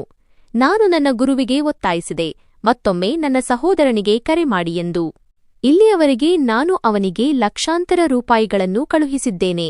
ಬಹುಶಃ ಅವನಲ್ಲಿ ಸ್ವಲ್ಪವಾದರೂ ಪ್ರೀತಿ ಹುಟ್ಟಿರಬಹುದು ಎಂದುಕೊಂಡೆ. ಅವರು ಹಾಗೆಯೇ ಮಾಡಿದರು. ಆದರೆ ನನ್ನ ಸಹೋದರ ನಂಬರ್ ಅನ್ನೇ ಬ್ಲಾಕ್ ಮಾಡಿದ್ದನು. ನಾನು ರಾತ್ರಿಯಿಡೀ ಅಣ್ಣನಿಗೆ ಕರೆ ಮಾಡುತ್ತಲೇ ಇದ್ದೆ. ಆದರೆ ಒಂದೇ ಒಂದು ಕರೆಯೂ ಸ್ವೀಕರಿಸಲ್ಪಡಲಿಲ್ಲ. ನಾನು ಹಿಂತಿರುಗಿ ಬರುತ್ತಿದ್ದೇನೆ ಮತ್ತು ಬದುಕಿದ್ದೇನೆ ಎಂದು ಅವನಿಗೆ ಹೇಳಲು ಬಯಸಿದ್ದೆ. ಇದೆಲ್ಲ ನಾನು ಅವನನ್ನು ಪರೀಕ್ಷಿಸಲು ಮಾಡುತ್ತಿದ್ದೆ. ಹೀಗೆಯೇ ಒಂದು ದಿನ ಕಳೆದುಹೋಯಿತು ಮತ್ತು ಬಲ್ವಿಂದರ್ ದುಬೈಗೆ ಬಂದನು. ಅವನು ಇಲ್ಲಿಗೆ ಹೇಗೆ ಬಂದನು ಎಂಬುದು ನನಗೆ ತಿಳಿದಿರಲಿಲ್ಲ. ಆದರೆ ಯಾರಿಗೂ ಮಾಡಲು ಸಾಧ್ಯವಾಗದಿದ್ದನ್ನು ಅವನು ಮಾಡಿ ತೋರಿಸಿದನು. ನನ್ನನ್ನು ಜೀವಂತವಾಗಿ ನೋಡಿ ಅವನು ನನ್ನ ಕಡೆಗೆ ಓಡಿಬಂದನು. ಆಶ್ಚರ್ಯಚಕಿತನಾಗಿ ನನ್ನ ಮುಖವನ್ನು ಮುಟ್ಟಿ ನೋಡುತ್ತಾ, ನೀನು ಬದುಕಿದ್ದೀಯಾ ಎಂದು ಹೇಳಿದನು. ಆಗ ನಾನು ಅಳುತ್ತಾ ಅವನನ್ನು ತಬ್ಬಿಕೊಂಡೆ. ನೋಡಿದರೆ ಆ ವ್ಯಕ್ತಿ ತುಂಬಾ ಬದಲಾಗಿದ್ದನು. ಅವನ ತೂಕ ತುಂಬಾ ಕಡಿಮೆಯಾಗಿತ್ತು ಮತ್ತು ಅವನು ಈಗ ಚೆನ್ನಾಗಿ ಕಾಣುತ್ತಿದ್ದನು. ಅವನು ತನ್ನನ್ನು ತಾನು ಬದಲಾಯಿಸಿಕೊಂಡಿದ್ದನು. ನಾನು ಅವನ ಬಳಿ, ನಾನು ಕೇವಲ ನಿನ್ನನ್ನು ಪರೀಕ್ಷಿಸುತ್ತಿದ್ದೆ, ಆದರೆ ನೀನು ನನಗಾಗಿ ಇಷ್ಟು ದೂರ ಬಂದೆ ಎಂದು ಹೇಳಿದೆ. ಆಗ ಅವನು ಹೇಳಿದನು, ನಾನು ನಿನಗೆ ಮೊದಲೇ ನನ್ನ ಕಥೆಯನ್ನು ಹೇಳಿದ್ದೇನೆ. ನಾನು ರೌಡಿಯಾಗಿರಲಿಲ್ಲ. ಬಾಲ್ಯದಿಂದಲೇ ಯಾರೂ ರೌಡಿಯಾಗಿರುವುದಿಲ್ಲ. ಪರಿಸ್ಥಿತಿಗಳು ಮನುಷ್ಯನನ್ನು ಅಂತಹ ತಿರುವಿಗೆ ತಂದು ನಿಲ್ಲಿಸುತ್ತವೆ. ಆಗ ಜನರ ದೃಷ್ಟಿಯಲ್ಲಿ ಅವನು ಬಿದ್ದು ಹೋಗುತ್ತಾನೆ. ನನ್ನ ತಂದೆ ತೀರಿಕೊಂಡಾಗ ನನಗೆ ಕೇವಲ 5 ವರ್ಷ ವಯಸ್ಸಾಗಿತ್ತು. ನನ್ನ ತಾಯಿ ತುಂಬಾ ಸುಂದರವಾಗಿದ್ದಳು. ಅವಳು 5 ವರ್ಷದ ಮಗುವಿನ ತಾಯಿ ಎಂದು ಎಲ್ಲಿಯೂ ಅನಿಸುತ್ತಿರಲಿಲ್ಲ. ಅವಳು 16ರಿಂದ 17 ವರ್ಷದ ಮುಗ್ಧ ಹುಡುಗಿಯಂತೆ ಕಾಣುತ್ತಿದ್ದಳು. ಅವರು ಮತ್ತು ಅಪ್ಪ ಓಡಿಹೋಗಿ ಮದುವೆಯಾಗಿದ್ದರಿಂದ ನಮ್ಮ ಬಡಾವಣೆಯವರು ಅವರನ್ನು ಒಳ್ಳೆಯ ದೃಷ್ಟಿಯಿಂದ ನೋಡುತ್ತಿರಲಿಲ್ಲ. ಅವರು ಬಾಡಿಗೆಗೆ ಇದ್ದ ಮನೆಯ ಬಾಡಿಗೆ ಆ ದಿನಗಳಲ್ಲಿ ತುಂಬಾ ಹೆಚ್ಚಾಗಿತ್ತು. ಅಮ್ಮ ಜನರ ಮನೆಗಳಲ್ಲಿ ಕೆಲಸ ಮಾಡಲು ಪ್ರಾರಂಭಿಸಿದರು ಮತ್ತು ಜನರು ಅವರನ್ನು ಕೆಟ್ಟ ದೃಷ್ಟಿಯಿಂದ ಮತ್ತು ಅಸಹ್ಯಕರ ಮಾತುಗಳಿಂದ ಅವಮಾನಿಸುತ್ತಿದ್ದರು. ಆದರೆ ನನ್ನನ್ನು ಒಳ್ಳೆಯ ಮನುಷ್ಯನನ್ನಾಗಿ ಮಾಡುವ ಆಸೆಯಲ್ಲಿ ಅವಳು ಎಲ್ಲವನ್ನೂ ಮೌನವಾಗಿ ಸಹಿಸಿಕೊಳ್ಳುತ್ತಿದ್ದಳು. ಅವಳು 3 ಮನೆಗಳಲ್ಲಿ ಕೆಲಸ ಮಾಡುತ್ತಿದ್ದಳು. ಟಿಬಿ ಕಾಯಿಲೆ ಬಂದ ನಂತರವೂ ಅವಳು ಕೆಲಸ ಬಿಡಲಿಲ್ಲ. ಹೀಗೆಯೇ 5 ವರ್ಷಗಳು ಕಳೆದು ಹೋದವು. ನಾನು ನನ್ನ ಓದಿನ ಕಡೆಗೆ ತುಂಬಾ ಗಮನ ಕೊಡುತ್ತಿದ್ದೆ ಮತ್ತು ತಾಯಿಗೆ ಸಹಾಯ ಮಾಡಲು ನಾನು ಒಂದು ಹೋಟೆಲ್ನಲ್ಲಿ ಛೋಟು ಪಾತ್ರವನ್ನು ನಿರ್ವಹಿಸಲು ಪ್ರಾರಂಭಿಸಿದೆ. ಆ ಪಾತ್ರವೇ ಇಂದು ನನ್ನನ್ನು ಈ ಹಂತಕ್ಕೆ ತಂದು ನಿಲ್ಲಿಸಿದೆ. ಮನೆಮಾಲೀಕ ನನ್ನ ತಾಯಿಯ ಮೇಲೆ ಕೆಟ್ಟ ದೃಷ್ಟಿ ಹೊಂದಿದ್ದಾನೆ ಎಂದು ನನಗೆ ತಿಳಿದಿತ್ತು. ಹಲವು ಬಾರಿ ನಾನು ಅವನನ್ನು ತಡೆದಿದ್ದೆ. ಒಂದು ದಿನ ತಾಯಿಯ ಆರೋಗ್ಯ ಹದಗೆಟ್ಟಿತ್ತು. ನಾನು ಅವರ ಬಳಿಯೇ ಕುಳಿತುಕೊಳ್ಳಬೇಕೆಂದು ಅವಳು ಬಯಸುತ್ತಿದ್ದಳು. ಆದರೆ ನಾನು ಓಡಿಹೋಗಿ ವೈದ್ಯರನ್ನು ಕರೆತರಬೇಕೆಂಬುದು ನನ್ನ ಇಚ್ಛೆಯಾಗಿತ್ತು. ಅವರು ಬಂದು ಅವಳನ್ನು ನೋಡಿ ಅವಳಿಗೆ ಏನಾಗಿದೆ ಎಂದು ನನಗೆ ಹೇಳಲಿ ಎಂದು ನಾನು ಬಯಸಿದ್ದೆ. ಆದರೆ ಅಮ್ಮ ನಾನು ಅವಳ ಹತ್ತಿರವೇ ಕೊನೆಯ ಕ್ಷಣಗಳನ್ನು ಕಳೆಯಬೇಕೆಂದು ಬಯಸುತ್ತಿದ್ದಳು. ಅವಳು ಎಷ್ಟು ಅನಾರೋಗ್ಯದಿಂದ ಬಳಲುತ್ತಿದ್ದಳು ಮತ್ತು ನಾನು ಅವಳನ್ನು ಮತ್ತೆಂದೂ ನೋಡಲು ಸಾಧ್ಯವಿಲ್ಲ ಎಂದು ನನಗೆ ತಿಳಿದಿದ್ದರೆ ಬಹುಶಃ ನಾನು ಅವಳನ್ನು ಎಂದಿಗೂ ಬಿಟ್ಟು ಹೋಗುತ್ತಿರಲಿಲ್ಲ. ಆ ದಿನ ಅವರ ಆರೋಗ್ಯ ಹದಗೆಟ್ಟಿತು. ನಾನು ಓಡಿಹೋಗಿ ಮೆಡಿಕಲ್ ಸ್ಟೋರ್ಗೆ ಬಂದೆ. ಔಷಧಿ ತೆಗೆದುಕೊಂಡೆ. ಮಳೆ ಜೋರಾಗಿ ಸುರಿಯುತ್ತಿತ್ತು. ಹಲವು ಬಾರಿ ಬಿದ್ದೆ ಮತ್ತು ಒಮ್ಮೆ ಅಪಘಾತವಾಗುವುದರಿಂದ ಸ್ವಲ್ಪದರಲ್ಲೇ ಪಾರಾದೆ. ನಾನು ಮನೆಗೆ ಪ್ರವೇಶಿಸಿದಾಗ ಮನೆ ಮಾಲೀಕ ಅಲ್ಲಿಂದ ಹೊರಬರುತ್ತಿದ್ದನು. ಅವನು ಕುಡಿದಿದ್ದನು ಮತ್ತು ನನ್ನ ತಾಯಿಯ ಸ್ಥಿತಿ ನೋಡುವಂತಿರಲಿಲ್ಲ. ಅವನು ನನ್ನ ತಾಯಿಯೊಂದಿಗೆ ತುಂಬಾ ಕೆಟ್ಟದಾಗಿ ನಡೆದುಕೊಂಡಿದ್ದನು. ಆಗ ನನಗೆ ತಿಳಿಯಿತು ಅವನು ನನ್ನ ತಾಯಿಯನ್ನು ಹೀಗೆಯೇ ಯಾವಾಗಲಿಂದಲೋ ಅವಮಾನಿಸುತ್ತಾ ಬಂದಿದ್ದನೆಂದು. ಆ ದಿನ ನಾನು ಎಲ್ಲಾ ಅನಾಥ ಮಹಿಳೆಯರ ಆಧಾರವಾದೆ. ಆ ದಿನ ಕೋಪದಲ್ಲಿ ನಾನು ಇಟ್ಟಿಗೆಯನ್ನು ಎತ್ತಿ ಮನೆಮಾಲೀಕನ ತಲೆಗೆ ಹೊಡೆದೆ. ಅವನು ಸ್ಥಳದಲ್ಲೇ ಸಾವನ್ನಪ್ಪಿದನು. ಆ ದಿನ ನಾನು ಇಬ್ಬರನ್ನೂ ಕಳೆದುಕೊಂಡೆ. ಒಬ್ಬರು ನಾನು ಹೆಚ್ಚು ಪ್ರೀತಿಸುತ್ತಿದ್ದ ವ್ಯಕ್ತಿ ಮತ್ತು ಇನ್ನೊಬ್ಬರು ನನ್ನ ಮೇಲಿನ ದ್ವೇಷಕ್ಕೆ ಕಾರಣವಾಗಿದ್ದ ವ್ಯಕ್ತಿ. ಚಿಕ್ಕ ವಯಸ್ಸಿನವನಾಗಿದ್ದರಿಂದ ನನಗೆ ಜೈಲು ಶಿಕ್ಷೆಯಾಯಿತು. ಆದರೂ ನನ್ನ ಕಣ್ಣುಗಳು ಎಚ್ಚರವಾಗಿದ್ದಾಗಲೂ ಸುಂದರವಾದ ಕನಸುಗಳನ್ನು ಕಾಣುತ್ತಿದ್ದವು, ನಾನು ಓದಿ ಏನಾದರೂ ಸಾಧಿಸುತ್ತೇನೆ ಮತ್ತು ನನ್ನ ತಾಯಿಗೆ ಸಹಾಯ ಮಾಡುತ್ತೇನೆ ಎಂದು. ಆದರೆ 10ನೇ ವಯಸ್ಸಿನಲ್ಲಿ ಜೈಲು ಶಿಕ್ಷೆಯಾಯಿತು. ನನಗೆ ಅನೇಕ ಜನರಿಂದ ನನ್ನ ತಾಯಿಯ ಬಗ್ಗೆ ತುಂಬಾ ತಪ್ಪು ಮಾತುಗಳನ್ನು ಕೇಳಬೇಕಾಯಿತು. ಹಲವು ಬಾರಿ ನಾನು ಆ ರೌಡಿಗಳೊಂದಿಗೆ ಜಗಳವಾಡುತ್ತಿದ್ದೆ. ಆದರೆ ನನ್ನೊಳಗಿದ್ದ ಕೋಪ ಕಡಿಮೆಯಾಗುತ್ತಿರಲಿಲ್ಲ. ಆ ಜನರು ನನ್ನ ತಾಯಿಯನ್ನು ಕೆಟ್ಟ ಶಬ್ದಗಳಿಂದ ಕರೆಯುತ್ತಿದ್ದರು. ಒಬ್ಬ ವ್ಯಕ್ತಿ ಅವರನ್ನು ವೇಶ್ಯೆ ಎಂದು ಕರೆಯುತ್ತಿದ್ದನು. ಒಂದು ದಿನ ಕೋಪದಲ್ಲಿ ನಾನು ಆ ಮನುಷ್ಯನನ್ನು ಮುಗಿಸಿಬಿಟ್ಟೆ. ನಂತರ ಮಹಿಳೆಯರನ್ನು ಚುಡಾಯಿಸುವ ಮತ್ತು ಅವರ ಮೇಲೆ ಕೆಟ್ಟ ದೃಷ್ಟಿ ಬೀರುವ ಪ್ರತಿಯೊಬ್ಬ ವ್ಯಕ್ತಿಯ ಮೇಲೂ ನಾನು ಸೇಡು ತೀರಿಸಿಕೊಳ್ಳಲು ಪ್ರಾರಂಭಿಸಿದೆ. ಜನರಲ್ಲಿ ನನ್ನ ಭಯ ಮೂಡಲಾರಂಭಿಸಿತು. ನಾನು ಜೈಲಿನಿಂದ ಹೊರಬಂದಾಗ ಜೈಲಿನಲ್ಲಿ ಒಟ್ಟಿಗೆ ವಾಸಿಸುತ್ತಿದ್ದ ನಮ್ಮದೊಂದು ಸಣ್ಣ ಗ್ಯಾಂಗ್ ರಚನೆಯಾಗಿತ್ತು. ಹೊರಗೆ ಬಂದ ಮೇಲೆ ಸ್ನೇಹ ಇನ್ನೂ ಗಾಢವಾಯಿತು. ಕೆಲವು ಜನರು ನಮ್ಮ ಗ್ಯಾಂಗ್ಗೆ ಸೇರಿಕೊಂಡರು. ನಾವು ಮಹಿಳೆಯರ ಗೌರವವನ್ನು ರಕ್ಷಿಸುತ್ತಿದ್ದೆವು. ಆದರೆ ಜನರ ದೃಷ್ಟಿಯಲ್ಲಿ ನಾವು ತುಂಬಾ ಕೆಟ್ಟವರಾಗಿದ್ದೆವು. ಹೀಗೆಯೇ ಹಲವು ವರ್ಷಗಳು ಕಳೆದವು. ನಿನ್ನ ತಂದೆ ಸೋಹನ್ ಜೊತೆ ನನಗೆ ಸ್ನೇಹವಾಯಿತು. ಅವರು ನನ್ನ ಪ್ರಾಣ ಉಳಿಸಿದ್ದರು. ಅಷ್ಟೇ ಅಲ್ಲದೆ ನನ್ನ ಮೇಲೆ ಹಣ ಖರ್ಚು ಮಾಡಿ ನನ್ನ ಚಿಕಿತ್ಸೆ ಮಾಡಿಸಿದರು. ಆಗ ಅವರು ನನ್ನಿಂದ ಸಾಲವಾಗಿ ಹಣ ಪಡೆದರು, ಏಕೆಂದರೆ ಅವರು ಸ್ವಂತ ಮನೆ ಕಟ್ಟಿಸಲು ಬಯಸಿದ್ದರು. ಮನೆ ಕಟ್ಟುವ ಕನಸು ಪ್ರತಿಯೊಬ್ಬರಿಗೂ ಇರುತ್ತದೆ. ಆದರೆ ಹಣದ ಕೊರತೆಯಿಂದಾಗಿ ಅವರ ಆ ಕನಸು ನನಸಾಗುತ್ತಿರಲಿಲ್ಲ. ಆದ್ದರಿಂದ ಅವರಿಗೆ ಸಾಥ್ ನೀಡುವುದು ನನ್ನ ಕರ್ತವ್ಯವಾಗಿತ್ತು.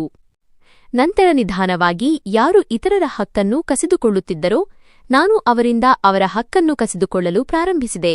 ನಾನು ಕೆಲವರ ದೃಷ್ಟಿಯಲ್ಲಿ ರಕ್ಷಕನಾಗಿದ್ದೆ, ಆದರೆ ಉಳಿದವರು ನನ್ನನ್ನು ರೌಡಿ ಎಂದು ಕರೆಯುತ್ತಿದ್ದರು. ನನಗೆ ಅದರಿಂದ ಯಾವುದೇ ವ್ಯತ್ಯಾಸವಾಗುತ್ತಿರಲಿಲ್ಲ. ನಾನು ನನ್ನ ತಾಯಿಯನ್ನು ರಕ್ಷಿಸಲು ಸಾಧ್ಯವಾಗಲಿಲ್ಲ ಎಂಬ ದುಃಖ ನನಗೆ ಯಾವಾಗಲೂ ಇರುತ್ತಿತ್ತು. ಏಕೆಂದರೆ ಆ ಸಮಯದಲ್ಲಿ ನಾನು ತುಂಬಾ ಚಿಕ್ಕವನಾಗಿದ್ದೆ. ನನಗೆ ನಿನ್ನಲ್ಲಿ ನನ್ನ ಪ್ರತಿಬಿಂಬ ಕಾಣುತ್ತಿತ್ತು. ಅದಕ್ಕಾಗಿಯೇ ನಾನು ನಿನಗೆ ಸಹಾಯ ಮಾಡಲು ಇಲ್ಲಿಯವರೆಗೆ ಬಂದೆ. ನಾನು ರೌಡಿಸಂ ಬಿಟ್ಟಿದ್ದೇನೆ. ಈಗ ನಾನು ನೇರ ಮಾರ್ಗದಲ್ಲಿ ಜನರಿಗೆ ಸಹಾಯ ಮಾಡುತ್ತೇನೆ. ನಾನು ಒಂದು ಸಹಾಯ ಕೇಂದ್ರವನ್ನು ತೆರೆದಿದ್ದೇನೆ. ಈಗ ಅದನ್ನೇ ನಡೆಸುತ್ತಿದ್ದೇನೆ. ಈಗ ಆ ಪ್ರದೇಶ ಬದಲಾಗಿದೆ. ಜನರು ನನ್ನನ್ನು ಒಳ್ಳೆಯವನೆಂದು ಭಾವಿಸಲು ಪ್ರಾರಂಭಿಸಿದ್ದಾರೆ. ಹೀಗೆ ಹೇಳುತ್ತಾ ಅವನು ಮುಗುಳ್ನಕ್ಕನು. ನಾನು ಅವನ ನಗುವಿನಲ್ಲಿ ಕಳೆದುಹೋದೆ. ಅವನ ಮುಖದ ಮೇಲೆ ಪ್ರಪಂಚದ ಆಯಾಸವಿತ್ತು. ಅವನಲ್ಲಿ ಇನ್ನೂ ಮಾನವೀಯತೆ ಉಳಿದಿದೆ ಎಂಬುದು ನನಗೆ ಕಾಣಿಸಿತು. ಆ ದಿನ ನಾನು ಕೆಲಸ ಬಿಟ್ಟು ಅವನೊಂದಿಗೆ ಭಾರತಕ್ಕೆ ಬಂದೆ.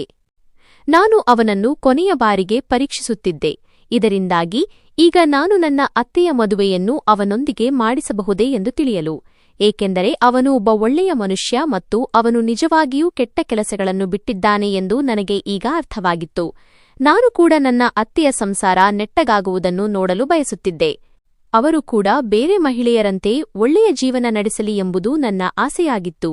ಅವರ ಜೀವನದಲ್ಲಿ ಒಬ್ಬ ಒಳ್ಳೆಯ ಮನುಷ್ಯ ಬರಲಿ ಎಂಬುದು ನನ್ನ ಇಚ್ಛೆಯಾಗಿತ್ತು. ಮತ್ತು ಈಗ ಅವನು ನನಗೆ ಬಲ್ವಿಂದರ್ ರೂಪದಲ್ಲಿ ಕಾಣುತ್ತಿದ್ದನು. ಬಲ್ವಿಂದರ್ ಬಡ್ಡಿಗಾಗಿ ಹಣ ಕೊಡುವುದನ್ನು ಬಿಟ್ಟಿದ್ದನು. ಯಾರೆಲ್ಲ ಅವನಿಂದ ಹಣ ಪಡೆದಿದ್ದರೋ ಅವೆಲ್ಲವನ್ನೂ ಅವನು ಮನ್ನಾ ಮಾಡಿದ್ದನು. ಈಗ ಅವನು ಫ್ಯಾಕ್ಟರಿಯ ಜೊತೆಗೆ ಸಹಾಯ ಕೇಂದ್ರವನ್ನು ನಡೆಸುತ್ತಿದ್ದನು. ಒಬ್ಬಂಟಿಯಾಗಿ ಹೋಗುವ ಹುಡುಗಿಯ ಹಿಂದೆ ಅವನು ಹೋದಾಗ ಜನರು ಅವನನ್ನು ಕೆಟ್ಟ ಮಾತುಗಳಿಂದ ಬೈಯುತ್ತಿದ್ದರು ಎಂದು ಅವನೇ ಹೇಳುತ್ತಿದ್ದನು. ಅವನನ್ನು ಪೋಲಿ ಲೋಫರ್ ಎಂದು ಕರೆಯುತ್ತಿದ್ದರು. ಆದರೆ ಅವನು ಅವಳ ರಕ್ಷಣೆಗಾಗಿ ಹೋಗುತ್ತಿದ್ದನು. ಪ್ರತಿಯೊಂದು ಚಿತ್ರಕ್ಕೂ 2 ಮುಖಗಳಿರುತ್ತವೆ. ಜನರು ಬಲ್ವಿಂದರ್ ಸಿಂಗ್ ಒಬ್ಬ ಕೆಟ್ಟ ವ್ಯಕ್ತಿ ಎಂದು ಸಾಬೀತುಪಡಿಸುವ ಮುಖವನ್ನು ನೋಡಿದರು. ಆದರೆ ಈಗ ಇನ್ನೊಂದು ಮುಖವನ್ನು ನೋಡಿದಾಗ ನಾನು ಎಷ್ಟು ತಪ್ಪು ಮಾಡಿದ್ದೆ ಎಂದು ನನಗೆ ಅರಿವಾಗುತ್ತಿತ್ತು. ನಾನು ಅವನನ್ನು ನಂಬಲಿಲ್ಲ. ಭಾರತಕ್ಕೆ ಬಂದು ನನಗೆ 8 ತಿಂಗಳುಗಳಾಗಿವೆ. ಆದರೆ ನಾನು ಆ ಮನುಷ್ಯನಲ್ಲಿ ಯಾವುದೇ ಕೆಟ್ಟದ್ದನ್ನು ಕಾಣಲಿಲ್ಲ. ಈಗ ನನ್ನಲ್ಲಿ ಅವನಿಗೆ ನನ್ನ ಅತ್ತೆಯನ್ನು ಮದುವೆಯಾಗು ಎಂದು ಹೇಳುವ ಧೈರ್ಯವಿರಲಿಲ್ಲ. ಒಂದು ದಿನ ಮನೆಗೆ ಹಿಂತಿರುಗಬೇಕೆನಿಸಿತು. ಇಲ್ಲಿಗೆ ಬಂದ ಮೇಲೆ ನನಗೆ ತಿಳಿದ ವಿಷಯವೇನೆಂದರೆ, ನನ್ನ ಹಿರಿಯ ಸಹೋದರಿ ಮತ್ತು ಅತ್ತೆ ಟ್ಯೂಷನ್ ಹೇಳಿಕೊಟ್ಟು ಮನೆಯ ಖರ್ಚುಗಳನ್ನು ನಿಭಾಯಿಸುತ್ತಿದ್ದರು. ಉಳಿದ ಸಹೋದರಿಯರು ತಮ್ಮ ತಮ್ಮ ಮನೆಗಳಲ್ಲಿ ಸಂತೋಷವಾಗಿದ್ದರು. ನನ್ನ ಅಣ್ಣ ಈಗ ಇನ್ಸ್ಪೆಕ್ಟರ್ ಹುದ್ದೆಯವರೆಗೂ ತಲುಪಿದ್ದನು ಮತ್ತು ಅವನು ನನ್ನನ್ನು ನೋಡಿದಾಗ ಆಶ್ಚರ್ಯಚಕಿತನಾದನು, ಏಕೆಂದರೆ ಅವನನ್ನು ಪರೀಕ್ಷಿಸುವ ಮೊದಲು ನಾನು ಅವನಿಗೆ 1.25 ಲಕ್ಷ ಕಳುಹಿಸಿದ್ದೆ ಮತ್ತು ನಾನು ಅದನ್ನು ಹಿಂತಿರುಗಿ ಕೇಳಬಹುದು ಎಂಬ ಭಯ ಅವನಲ್ಲಿತ್ತು. ಅವನ ಇಬ್ಬಗೆಯ ನೀತಿ ನನ್ನ ಮುಂದೆ ಬಂದಿತ್ತು. ಕೇವಲ ನನ್ನ ಸಹೋದರಿ ಮತ್ತು ಅತ್ತೆಯ ಮೇಲಿನ ಗೌರವ ಮಾತ್ರ ನನ್ನ ಹೃದಯದಲ್ಲಿ ಉಳಿದಿತ್ತು. ತಾಯಿಯ ರೂಪವನ್ನು ನಾನು ನೋಡಿದ್ದೆ, ಆದರೂ ನಾನು ಅವರನ್ನು ಕ್ಷಮಿಸಿದ್ದೆ, ಏಕೆಂದರೆ ಅವರು ತಾಯಿ. ನನ್ನ ಅಣ್ಣ ನನ್ನನ್ನು ಭೇಟಿಯಾದಾಗ ನಾನು ಅವನ ಯಾವುದೇ ಮಾತಿಗೂ ಉತ್ತರ ನೀಡದೆ ಅಲ್ಲಿಂದ ಹೊರಟೆ. ಅವನು ನನ್ನನ್ನು ಕರೆಯುತ್ತಲೇ ಇದ್ದನು. ನಾನು ಬಲ್ವಿಂದರ್ ಸಿಂಗ್ ಬಳಿ ಬಂದೆ. ನಾನು ಅವನಿಗೆ ಹೇಳಿದೆ, ನಾನು ಜೀವನಪೂರ್ತಿ ನಿನಗೆ ಋಣಿಯಾಗಿರುತ್ತೇನೆ. ಅವನು ಮುಗುಳ್ನಗುತ್ತಾ, ನಾನು ಒಪ್ಪುವುದಿಲ್ಲ ಎಂದು ನಿನಗೆ ಅನುಮಾನವಿರುವಂತಹ ಮಾತು ಯಾವುದು? ನಾನು ನಿನ್ನನ್ನು ನನ್ನ ಮಗನ ಸ್ಥಾನದಲ್ಲಿ ಇರಿಸಿದ್ದೇನೆ. ನೀನು ಹೇಳಿದ್ದನ್ನು ಪೂರೈಸುವುದು ನನ್ನ ಕರ್ತವ್ಯ ಎಂದು ಪ್ರೀತಿಯಿಂದ ಹೇಳಿದನು. ನಾನು ಮುಂದೆ ಹೋಗಿ ಅವನನ್ನು ತಬ್ಬಿಕೊಂಡು, ನೀನು ನನ್ನ ಅತ್ತೆಯನ್ನು ಮದುವೆಯಾಗು ಎಂದು ಹೇಳಿದೆ. ಅವನು ನನ್ನನ್ನೇ ನೋಡುತ್ತಾ ನಿಂತನು. ಅವನು ಹೇಳಿದನು, ಇಲ್ಲ, ನನಗೆ ತುಂಬಾ ಶತ್ರುಗಳಿದ್ದಾರೆ ಮತ್ತು ಸಾವು ಯಾವಾಗ ನನ್ನನ್ನು ತನ್ನ ಮಡಿಲಿಗೆ ತೆಗೆದುಕೊಳ್ಳುತ್ತದೆಯೋ ಗೊತ್ತಿಲ್ಲ. ನಿನ್ನ ಅತ್ತೆಯ ಹಣೆಬರಹದಲ್ಲಿ ಮೊದಲೇ ಕಳಂಕವಿದೆ. ಅವಳು ಈಗ ವಿಧವೆ ಎಂಬ ಹಣೆಪಟ್ಟಿಯನ್ನು ತನ್ನ ಹಣೆಯ ಮೇಲೆ ಹಚ್ಚಿಕೊಳ್ಳುವುದನ್ನು ನಾನು ಬಯಸುವುದಿಲ್ಲ. ನನ್ನನ್ನು ಕ್ಷಮಿಸು, ಆದರೆ ಈಗ ನಾನು ಹಾಗೆ ಮಾಡಲು ಸಾಧ್ಯವಿಲ್ಲ. ನಾನು ನಿನ್ನನ್ನು ನನ್ನ ಮಗನನ್ನಾಗಿ ಮಾಡಿಕೊಂಡಿದ್ದೇನೆ. ನಿನ್ನ ಸಂತೋಷವೇ ನನಗೆ ಎಲ್ಲವೂ. ಅವನ ಈ ಮಾತಿಗೆ ನನಗೆ ನಾಚಿಕೆಯಾಯಿತು. ನಾನು ತಾಯಿಯ ಬಳಿ ಈ ವಿಷಯ ಮಾತನಾಡಿದೆ. ಆಗ ಅವಳು ಹೇಳಿದಳು, ನಾನು ನಿನಗೆ ಮೊದಲೇ ಹೇಳಿದ್ದೆ, ಅವನು ಅಷ್ಟು ಕೆಟ್ಟವನಲ್ಲ ಎಂದು. ನಿನ್ನ ಅತ್ತೆಯನ್ನು ಆ ಮನುಷ್ಯ ಸುಖವಾಗಿ ಇಡುತ್ತಾನೆ. ಈಗ ನೀನು ತಯಾರಿದ್ದರೆ ಈ ಬಗ್ಗೆ ನಿನ್ನ ಅತ್ತೆಯೊಂದಿಗೆ ಮಾತನಾಡು. ಅವಳು ಕೂಡ ಒಪ್ಪಿದರೆ ನಂತರ ಬಲ್ವಿಂದರ್ನನ್ನು ಒಪ್ಪಿಸುವುದು ನನ್ನ ಕೆಲಸ. ಇದನ್ನು ಕೇಳಿ ನಾನು ಅತ್ತೆಯ ಕೋಣೆಗೆ ಹೋದೆ. ಅವರು ಈಗ ತಮ್ಮ ಜೀವನದಿಂದ ಸಂಪೂರ್ಣವಾಗಿ ವಿಮುಖರಾಗಿದ್ದರು. ಮಕ್ಕಳಿಗೆ ಟ್ಯೂಷನ್ ಹೇಳಿಕೊಡುತ್ತಲೇ ಅವರು ತಮ್ಮ ಜೀವನದ ಉಳಿದ ದಿನಗಳನ್ನು ಕಳೆಯುತ್ತಿದ್ದರು. ಆ ಮನುಷ್ಯ ನಿಜವಾಗಿಯೂ ಒಳ್ಳೆಯವನು ಮತ್ತು ಹೀಗೆಯೇ ನಿನ್ನ ಜೀವನ ಹೇಗೆ ಕಳೆಯುತ್ತದೆ ಎಂದು ನಾನು ಅವರಿಗೆ ತುಂಬಾ ತಿಳಿ ಹೇಳಿದೆ. ಆದ್ದರಿಂದ ನೀವು ಮದುವೆಯಾಗಿ ಸಂಸಾರ ಮಾಡಿಕೊಳ್ಳುವುದು ಉತ್ತಮ ಎಂದು ಹೇಳಿದೆ. ಅವನು ನಿನ್ನನ್ನು ಸುಖವಾಗಿಡುತ್ತಾನೆ, ಈ ವಿಷಯದ ಗ್ಯಾರಂಟಿ ನಾನು ನಿನಗೆ ಕೊಡುತ್ತೇನೆ ಎಂದೆ. ನನ್ನ ಮಾತನ್ನು ಕೇಳಿ ಅವರು ನನಗೆ ಒಪ್ಪಿಗೆ ನೀಡಿದರು ಮತ್ತು ಈಗ ಬಲ್ವಿಂದರ್ ಕೂಡ ಈ ಸಂಬಂಧಕ್ಕೆ ತಯಾರಾಗಿದ್ದನು. ನನಗೆ ತುಂಬಾ ಖುಷಿಯಾಯಿತು. ಆ ವ್ಯಕ್ತಿ ನಿಜವಾಗಿಯೂ ವಜ್ರವಾಗಿದ್ದನು. ನಾನು ನನ್ನ ಅಜ್ಞಾನದಿಂದ ಅವನನ್ನು ಕಳೆದುಕೊಳ್ಳುತ್ತಿದ್ದೆ. ಅಂತಿಮವಾಗಿ ನನ್ನ ಅತ್ತೆಯ ಮದುವೆ ಬಲ್ವಿಂದರ್ ಜೊತೆ ನಡೆಯುವ ದಿನ ಬಂದಿತು. ಆ ದಿನ ನನಗೆ ದುಪ್ಪಟ್ಟು ಖುಷಿ ತಂದಿತ್ತು, ಏಕೆಂದರೆ ಬಲ್ವಿಂದರ್ ಕೇವಲ ನನ್ನ ಅತ್ತೆಯನ್ನು ಮದುವೆಯಾಗಿದ್ದಲ್ಲದೆ ತನ್ನದೇ ಪರಿಚಯದ ಅತ್ಯುತ್ತಮ ಕುಟುಂಬದಲ್ಲಿ ವಿಚ್ಛೇದನ ಪಡೆದಿದ್ದ ನನ್ನ ಅಕ್ಕನ ಮದುವೆಯನ್ನೂ ಮಾಡಿಸಿದನು ಮತ್ತು ಅವಳ ಜೀವನವನ್ನು ಸಂತೋಷದಿಂದ ತುಂಬಿಸಿದನು. ಬಲ್ವಿಂದರ್ ನನ್ನ ಅತ್ತೆಯ ಹೆಸರಿನಲ್ಲಿ ಫ್ಯಾಕ್ಟರಿ ಮಾಡಲು ಬಯಸಿದಾಗ ಅವರು ನಿರಾಕರಿಸಿದರು. ಅವರಿಬ್ಬರೂ ಒಂದು ಒಳ್ಳೆಯ ಮತ್ತು ಸುಖಕರ ಜೀವನ ನಡೆಸುತ್ತಿದ್ದಾರೆ. ನನ್ನ ಸಹೋದರಿ ಈಗ ಒಂದು ಮಗುವಿನ ತಾಯಿಯಾಗಿದ್ದಾಳೆ ಮತ್ತು ಅತ್ತೆಗೂ ಅವಳಿ ಮಕ್ಕಳು ಜನಿಸಿದ್ದಾರೆ. ಬಲ್ವಿಂದರ್ನನ್ನು ಪಡೆದು ನನ್ನ ಅತ್ತೆ ಮತ್ತೆ ಬದುಕಿದ್ದಾಳೆ. ನಂತರ ಒಂದು ದಿನ ನಮಗೆ ತಿಳಿಯಿತು, ನನ್ನ ಸಹೋದರಿಯ ಮೊದಲ ಪತಿ ತಂದೆಯಾಗುವ ಸಾಮರ್ಥ್ಯವನ್ನೇ ಹೊಂದಿರಲಿಲ್ಲ ಎಂದು. ನನ್ನ ಸಹೋದರಿ ಬಂಜೆ ಎಂದು ಅವನು ಸುಳ್ಳು ಹೇಳಿದ್ದನು. ಅವನು ಒಬ್ಬೊಬ್ಬರನ್ನಾಗಿ 3 ಮದುವೆಗಳನ್ನು ಮಾಡಿಕೊಂಡಿದ್ದನು. ಆದರೆ ಅವನಿಗೆ ಯಾರಿಂದಲೂ ಮಗು ಆಗಿರಲಿಲ್ಲ. ಇದನ್ನು ತಿಳಿದು ನನಗೆ ತುಂಬಾ ದುಃಖವಾಯಿತು. ಆದರೆ ನಾನೇನು ಮಾಡಲು ಸಾಧ್ಯವಿತ್ತು? ಈಗ ಉಳಿದವರೆಲ್ಲರೂ ತಮ್ಮ ತಮ್ಮ ಮನೆಗಳಲ್ಲಿ ಸಂತೋಷವಾಗಿದ್ದಾರೆ. ನನ್ನ ಅಣ್ಣನನ್ನು ನಾನು ಕ್ಷಮಿಸಿದ್ದೇನೆ. ಅವನು ಸ್ವಾರ್ಥಿ ಎಂದು ನನಗೆ ತಿಳಿದಿದೆ. ನಾನು ಈಗ ಒಂದು ಫ್ಯಾಕ್ಟರಿಯನ್ನು ನಡೆಸುತ್ತಿದ್ದೇನೆ. ಈ ಕೆಲಸ ತುಂಬಾ ಕಷ್ಟಕರವಾಗಿದೆ. ಆದರೆ ನಾನು ನನ್ನ ನಗರದಲ್ಲಿ, ನನ್ನ ದೇಶದಲ್ಲಿ ವಾಸಿಸುತ್ತಿದ್ದೇನೆ. ಇದಕ್ಕಿಂತ ದೊಡ್ಡದು ಬೇರೇನಿದೆ? ನನ್ನ ಗುರು ಆರ್ಯನ್ ಅವರನ್ನು ನಾನು ಇಲ್ಲಿಗೆ ಕರೆಸಿಕೊಂಡಿದ್ದೇನೆ. ನಾನು ಅವರನ್ನು ಮನಸಾರೆ ಗೌರವಿಸುತ್ತೇನೆ. ಈಗ ಅವರು ನನ್ನ ಹತ್ತಿರವೇ ಇರುತ್ತಾರೆ. ನಾನು ಮಗನಂತೆ ಅವರ ಸೇವೆ ಮಾಡುತ್ತೇನೆ. ಅವರು ನನ್ನೊಂದಿಗೆ ಇಲ್ಲದಿದ್ದರೆ ಬಹುಶಃ ನಾನು ನನ್ನ ಮಾತುಗಳಿಂದಲೇ ನನ್ನ ಪ್ರಾಣ ತೆಗೆದುಕೊಳ್ಳುತ್ತಿದ್ದೆನೇನೋ. ಏಕೆಂದರೆ ದುಬೈಗೆ ಹೋದಾಗ ನಾನು ತುಂಬಾ ದುಃಖಿತನಾಗಿರುತ್ತಿದ್ದೆ. ಭರವಸೆಯನ್ನು ಕಳೆದುಕೊಳ್ಳದಂತೆ ಸಲಹೆ ನೀಡುವವರು ಅವರೊಬ್ಬರೇ ಆಗಿದ್ದರು. ಆದರೆ ನಿಜ ಹೇಳಬೇಕೆಂದರೆ ದುಬೈನಲ್ಲಿ ಕಳೆದ ಆಗಸ್ಟ್ 3 ವರ್ಷಗಳು ನನಗೆ ಬಹಳಷ್ಟು ಕಲಿಸಿದವು. ನಮ್ಮ ಜೀವನದಲ್ಲಿ ಬಹಳಷ್ಟು ಕಷ್ಟಗಳು ಬರುತ್ತವೆ. ಕೆಲವೊಮ್ಮೆ ನಮಗೆ ಕೆಟ್ಟವರಾಗಿ ಕಾಣುವವರು ನಿಜವಾಗಿಯೂ ಕೆಟ್ಟವರಾಗಿರುವುದಿಲ್ಲ. ಕೆಲವೊಮ್ಮೆ ಅವರೇ ನಮಗೆ ಕೊನೆಯ ಆಧಾರವಾಗುತ್ತಾರೆ ಮತ್ತು ನಾವು ಜೀವನಪೂರ್ತಿ ಅವರೊಂದಿಗೆ ಮಾಡಿದ ಕೆಟ್ಟ ವರ್ತನೆಗೆ ಪಶ್ಚಾತ್ತಾಪ ಪಡುತ್ತಲೇ ಇರುತ್ತೇವೆ. ಅದೇನೇ ಇರಲಿ, ಕಾಲಚಕ್ರ ತನ್ನ ವೇಗದಲ್ಲಿ ಚಲಿಸುತ್ತಲೇ ಇತ್ತು. ಬಲ್ವಿಂದರ್ ಸಿಂಗ್ ಅವರನ್ನು ಜನರು ಒಮ್ಮೆ ಅವರ ಕೋಪ ಮತ್ತು ಬಂದೂಕಿನ ಕಾರಣದಿಂದ ಗುರುತಿಸುತ್ತಿದ್ದರು. ಈಗ ಅವರು ತಮ್ಮ ಬಿಳಿಗಡ್ಡ ಮತ್ತು ಮುಖದ ಮೇಲಿನ ಶಾಂತಿಯುತ ನಗುವಿನೊಂದಿಗೆ ನಗರದ ಬಾಬಾ ಆಗಿದ್ದರು. ನನ್ನ ಅತ್ತೆ ಮತ್ತು ಅಕ್ಕನ ಮನೆಗಳಲ್ಲಿ ಮೊಳಗುತ್ತಿರುವ ಮಕ್ಕಳ ನಗು ಆ ಮನೆಯ ವಿಕಾಸವನ್ನು ಶಾಶ್ವತವಾಗಿ ಹೋಗಲಾಡಿಸಿತ್ತು. ಒಂದು ಸಂಜೆ ಸೂರ್ಯ ಮುಳುಗುತ್ತಿದ್ದಾಗ ಮತ್ತು ನಾವೆಲ್ಲರೂ ಫ್ಯಾಕ್ಟರಿಯ ಹೊರಗೆ ನಿರ್ಮಿಸಲಾದ ಸಹಾಯ ಕೇಂದ್ರದ ವರಾಂಡಾದಲ್ಲಿ ಕುಳಿತಿದ್ದೆವು. ಬಲ್ವಿಂದರ್ ಜಿ ನನ್ನ ಕೈ ಹಿಡಿದರು. ಅವರ ಕಣ್ಣುಗಳಲ್ಲಿ ಅದೇ ಹಳೆಯ ಆಯಾಸವಿತ್ತು. ಆದರೆ ಇಂದು ಅದರಲ್ಲಿ ಒಂದು ವಿಚಿತ್ರವಾದ ಹೊಳಪು ಕೂಡ ಇತ್ತು. ಅವರು ನನ್ನ ಬಳಿ ಹೇಳಿದರು, ಮಗನೇ, ನಾನು ನನ್ನ ವಯಸ್ಸಿನ ಹೆಚ್ಚಿನ ಭಾಗವನ್ನು ದ್ವೇಷ ಮತ್ತು ಸೇಡಿನ ಬೆಂಕಿಯಲ್ಲಿ ಸುಟ್ಟು ಹಾಕಿದೆ. ಆದರೆ ಇಂದು ಈ ಮಕ್ಕಳು ಆಟವಾಡುವುದನ್ನು ನೋಡಿದಾಗ ಅರ್ಥವಾಗುತ್ತದೆ, ನಿಜವಾದ ಗೆಲುವು ಯಾರನ್ನಾದರೂ ಮುಗಿಸುವುದರಲ್ಲಿ ಅಲ್ಲ, ಬದಲಾಗಿ ಯಾರದ್ದಾದರೂ ಮನೆಯನ್ನು ಬೆಳಗುವುದರಲ್ಲಿದೆ. ಅದೇ ದಿನ ನಾನು ಮತ್ತು ಬಲ್ವಿಂದರ್ಜಿ ಸೇರಿ ಒಂದು ಹೊಸ ಅಡಿಪಾಯ ಹಾಕಿದೆವು, ಮಮತಾ ಸದನ. ಇದು ನನ್ನಂತೆ ಹೋಟೆಲ್ಗಳಲ್ಲಿ ಛೋಟು ಆಗಿ ಕೆಲಸ ಮಾಡಲು ಅನಿವಾರ್ಯ ಪರಿಸ್ಥಿತಿಯಲ್ಲಿದ್ದ ಮಕ್ಕಳಿಗಾಗಿ ಒಂದು ಶಾಲೆ ಮತ್ತು ಆಶ್ರಯ ತಾಣವಾಗಿತ್ತು. ಬೇರೆ ಯಾವ ಮಗುವೂ ತನ್ನ ಓದನ್ನು ಬಿಟ್ಟು ಇಟ್ಟಿಗೆ ಹೊರಲು ಅನಿವಾರ್ಯವಾಗಬಾರದು ಅಥವಾ ಪರಿಸ್ಥಿತಿಯ ಹೊಡೆತಕ್ಕೆ ಸಿಲುಕಿ ಅಪರಾಧಿಯಾಗಬಾರದು ಎಂದು ನಾನು ಬಯಸಿದ್ದೆ. ನನ್ನ ಸಹೋದರ ಇನ್ಸ್ಪೆಕ್ಟರ್ ಆಗಿದ್ದರು. ಈಗ ಆಗಾಗ ನಮ್ಮನ್ನು ಭೇಟಿಯಾಗಲು ಬರುತ್ತಾರೆ. ಅವರೊಳಗಿನ ಸ್ವಾರ್ಥ ಈಗ ನಿಧಾನವಾಗಿ ನಾಚಿಕೆಗೆ ಬದಲಾಗಿದೆ. ಅವರು ಕೂಡ ಪ್ರತಿಜ್ಞೆ ಮಾಡಿದ್ದಾರೆ, ಅವರು ಕಾನೂನಿನ ಸಮವಸ್ತ್ರ ಧರಿಸಿ ಸಮಾಜದಲ್ಲಿ ಆ ಮನೆಮಾಲೀಕನಂತಹ ರಾಕ್ಷಸರು ಬೆಳೆಯಲು ಬಿಡುವುದಿಲ್ಲ ಎಂದು. ನನ್ನ ಗುರು ಆರ್ಯನ್ ಜಿ ನನಗೆ ಒಂದು ಆಳವಾದ ವಿಷಯವನ್ನು ಕಲಿಸಿದರು. ಅದು ಇಂದಿಗೂ ನನ್ನ ಕಿವಿಯಲ್ಲಿ ಪ್ರತಿಧ್ವನಿಸುತ್ತದೆ. ಅವರು ಹೇಳಿದ್ದರು, ಮನುಷ್ಯ ತನ್ನ ಪರಿಸ್ಥಿತಿಗಳ ದಾಸನಲ್ಲ, ಬದಲಾಗಿ ಅವನು ತನ್ನ ನಿರ್ಧಾರಗಳ ಒಡೆಯ. ನೀನು ಮತ್ತು ಬಲ್ವಿಂದರ್ ಸರಿಯಾದ ನಿರ್ಧಾರವನ್ನು ಆರಿಸಿಕೊಂಡಿದ್ದೀರಿ.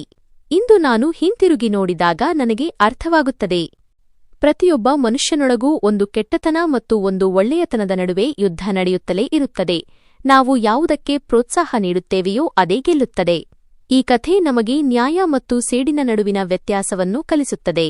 ಕೋಪದಲ್ಲಿ ತೆಗೆದುಕೊಂಡ ನಿರ್ಧಾರ ಆ ಕ್ಷಣದಲ್ಲಿ ಸರಿಯೆನಿಸಿದರೂ ಅದು ಜೀವನ ಪೂರ್ತಿ ಗಾಯವನ್ನು ನೀಡಬಹುದು.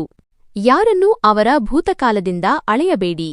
ಒಬ್ಬ ವ್ಯಕ್ತಿ ನಿನ್ನೆ ಹೇಗಿದ್ದನು, ಅದಕ್ಕಿಂತ ಹೆಚ್ಚು ಮುಖ್ಯವಾದುದು ಅವನು ಇಂದು ಸುಧಾರಣೆಯ ಹಾದಿಯಲ್ಲಿ ನಡೆಯುವ ಧೈರ್ಯವನ್ನು ಹೊಂದಿದ್ದಾನೆಯೇ ಅಥವಾ ಇಲ್ಲವೇ ಎಂಬುದು. ಕ್ಷಮೆಯೇ ಎಲ್ಲಕ್ಕಿಂತ ದೊಡ್ಡ ಮದ್ದು. ನಮ್ಮವರನ್ನು ಮತ್ತು ನಮ್ಮನ್ನು ನಾವೇ ಕ್ಷಮಿಸುವುದರಿಂದಲೇ ನಾವು ಭೂತಕಾಲದ ಸಂಕೋಲೆಗಳಿಂದ ಮುಕ್ತರಾಗಿ ಒಂದು ಹೊಸ ಆರಂಭವನ್ನು ಮಾಡಬಹುದು. ಇಂದು ನಮ್ಮ ಕುಟುಂಬ ಕೇವಲ ಸಂತೋಷವಾಗಿರುವುದಲ್ಲದೆ ನಾವು ಇತರರ ಸಂತೋಷಕ್ಕೂ ಕಾರಣರಾಗುತ್ತಿದ್ದೇವೆ. ಕೆಟ್ಟತನದ ಮೇಲೆ ಒಳ್ಳೆಯತನದ ಗೆಲುವು ಕೇವಲ ಪುಸ್ತಕಗಳಲ್ಲಿರುವುದಿಲ್ಲ, ಅದು ನಮ್ಮದೇ ಬದಲಾವಣೆಯಲ್ಲಿ ಅಡಗಿದೆ. ನೀವು ಈ ಕಥೆಯ ಯಾವುದಾದರೂ ವಿಶೇಷ ಭಾಗವನ್ನು ಇಷ್ಟಪಟ್ಟಿದ್ದೀರಾ? ಹಾಗಾದರೆ ಸ್ನೇಹಿತರೆ, ನಿಮ್ಮ ಜೀವನದಲ್ಲೂ ಅಂತಹ ಯಾರಾದರೂ ಇದ್ದಾರೆಯೇ? ಹೌದು ಎಂದಾದರೆ ಅವರ ಹೆಸರನ್ನು ಕಮೆಂಟ್ನಲ್ಲಿ ಖಂಡಿತ ತಿಳಿಸಿ. ಸ್ನೇಹಿತರೆ, ಈ ಕಥೆ ಸಂಪೂರ್ಣವಾಗಿ ಕಾಲ್ಪನಿಕವಾಗಿದೆ. ಇದರಲ್ಲಿ ತೋರಿಸಲಾದ ಎಲ್ಲಾ ಪಾತ್ರಗಳು, ಸ್ಥಳಗಳು, ಘಟನೆಗಳು ಮತ್ತು ಸಂಭಾಷಣೆಗಳು ಕೇವಲ ಮನರಂಜನೆ ಮತ್ತು ಪ್ರೇರಣೆಯ ಉದ್ದೇಶದಿಂದ ಪ್ರಸ್ತುತಪಡಿಸಲಾಗಿದೆ. ಯಾವುದೇ ಜೀವಂತ ಅಥವಾ ಮೃತ ವ್ಯಕ್ತಿ, ನೈಜ ಕುಟುಂಬ ಅಥವಾ ಘಟನೆಯೊಂದಿಗೆ ಯಾವುದೇ ಹೋಲಿಕೆ ಇದ್ದರೆ ಅದು ಕೇವಲ ಕಾಕತಾಳೀಯವೆಂದು ಪರಿಗಣಿಸಲಾಗುತ್ತದೆ. ಯಾವುದೇ ಸಮಾಜ, ವರ್ಗ, ಮಹಿಳೆ ಅಥವಾ ಕುಟುಂಬದ ಭಾವನೆಗಳನ್ನು ನೋಯಿಸುವುದು ನಮ್ಮ ಉದ್ದೇಶವಲ್ಲ. ಹೌದು ಸ್ನೇಹಿತರೆ, ನಮ್ಮ ಇಂದಿನ ಈ ಕಥೆ ನಿಮಗೆ ಹೇಗೆ ಅನ್ನಿಸಿತು ಎಂಬುದನ್ನು ಕಮೆಂಟ್ ಮಾಡಿ ಖಂಡಿತ ತಿಳಿಸಿ. ಮತ್ತು ಇಂತಹದೇ ಕಥೆಗಳನ್ನು ಕೇಳಲು ನೀವು ನಮ್ಮ ಚಾನೆಲ್ ಅನ್ನು ಸಬ್ಸ್ಕ್ರೈಬ್ ಮಾಡಿ ಮತ್ತು ನಮ್ಮ ಈ ಕಥೆಗೆ ಒಂದು ಲೈಕ್ ಕೂಡ ಕೊಡಿ. ಜೊತೆಗೆ ಶೇರ್ ಮಾಡಿ. ಮತ್ತು ಹೌದು ಸ್ನೇಹಿತರೆ, ನೀವು ಈ ಕಥೆಯನ್ನು ಯಾವ ನಗರದಿಂದ ಕೇಳುತ್ತಿದ್ದೀರಿ ಅದನ್ನು ಕಮೆಂಟ್ ಮಾಡಿ ನಿಮ್ಮ ನಗರದ ಹೆಸರನ್ನು ಖಂಡಿತ ತಿಳಿಸಿ. ಧನ್ಯವಾದಗಳು.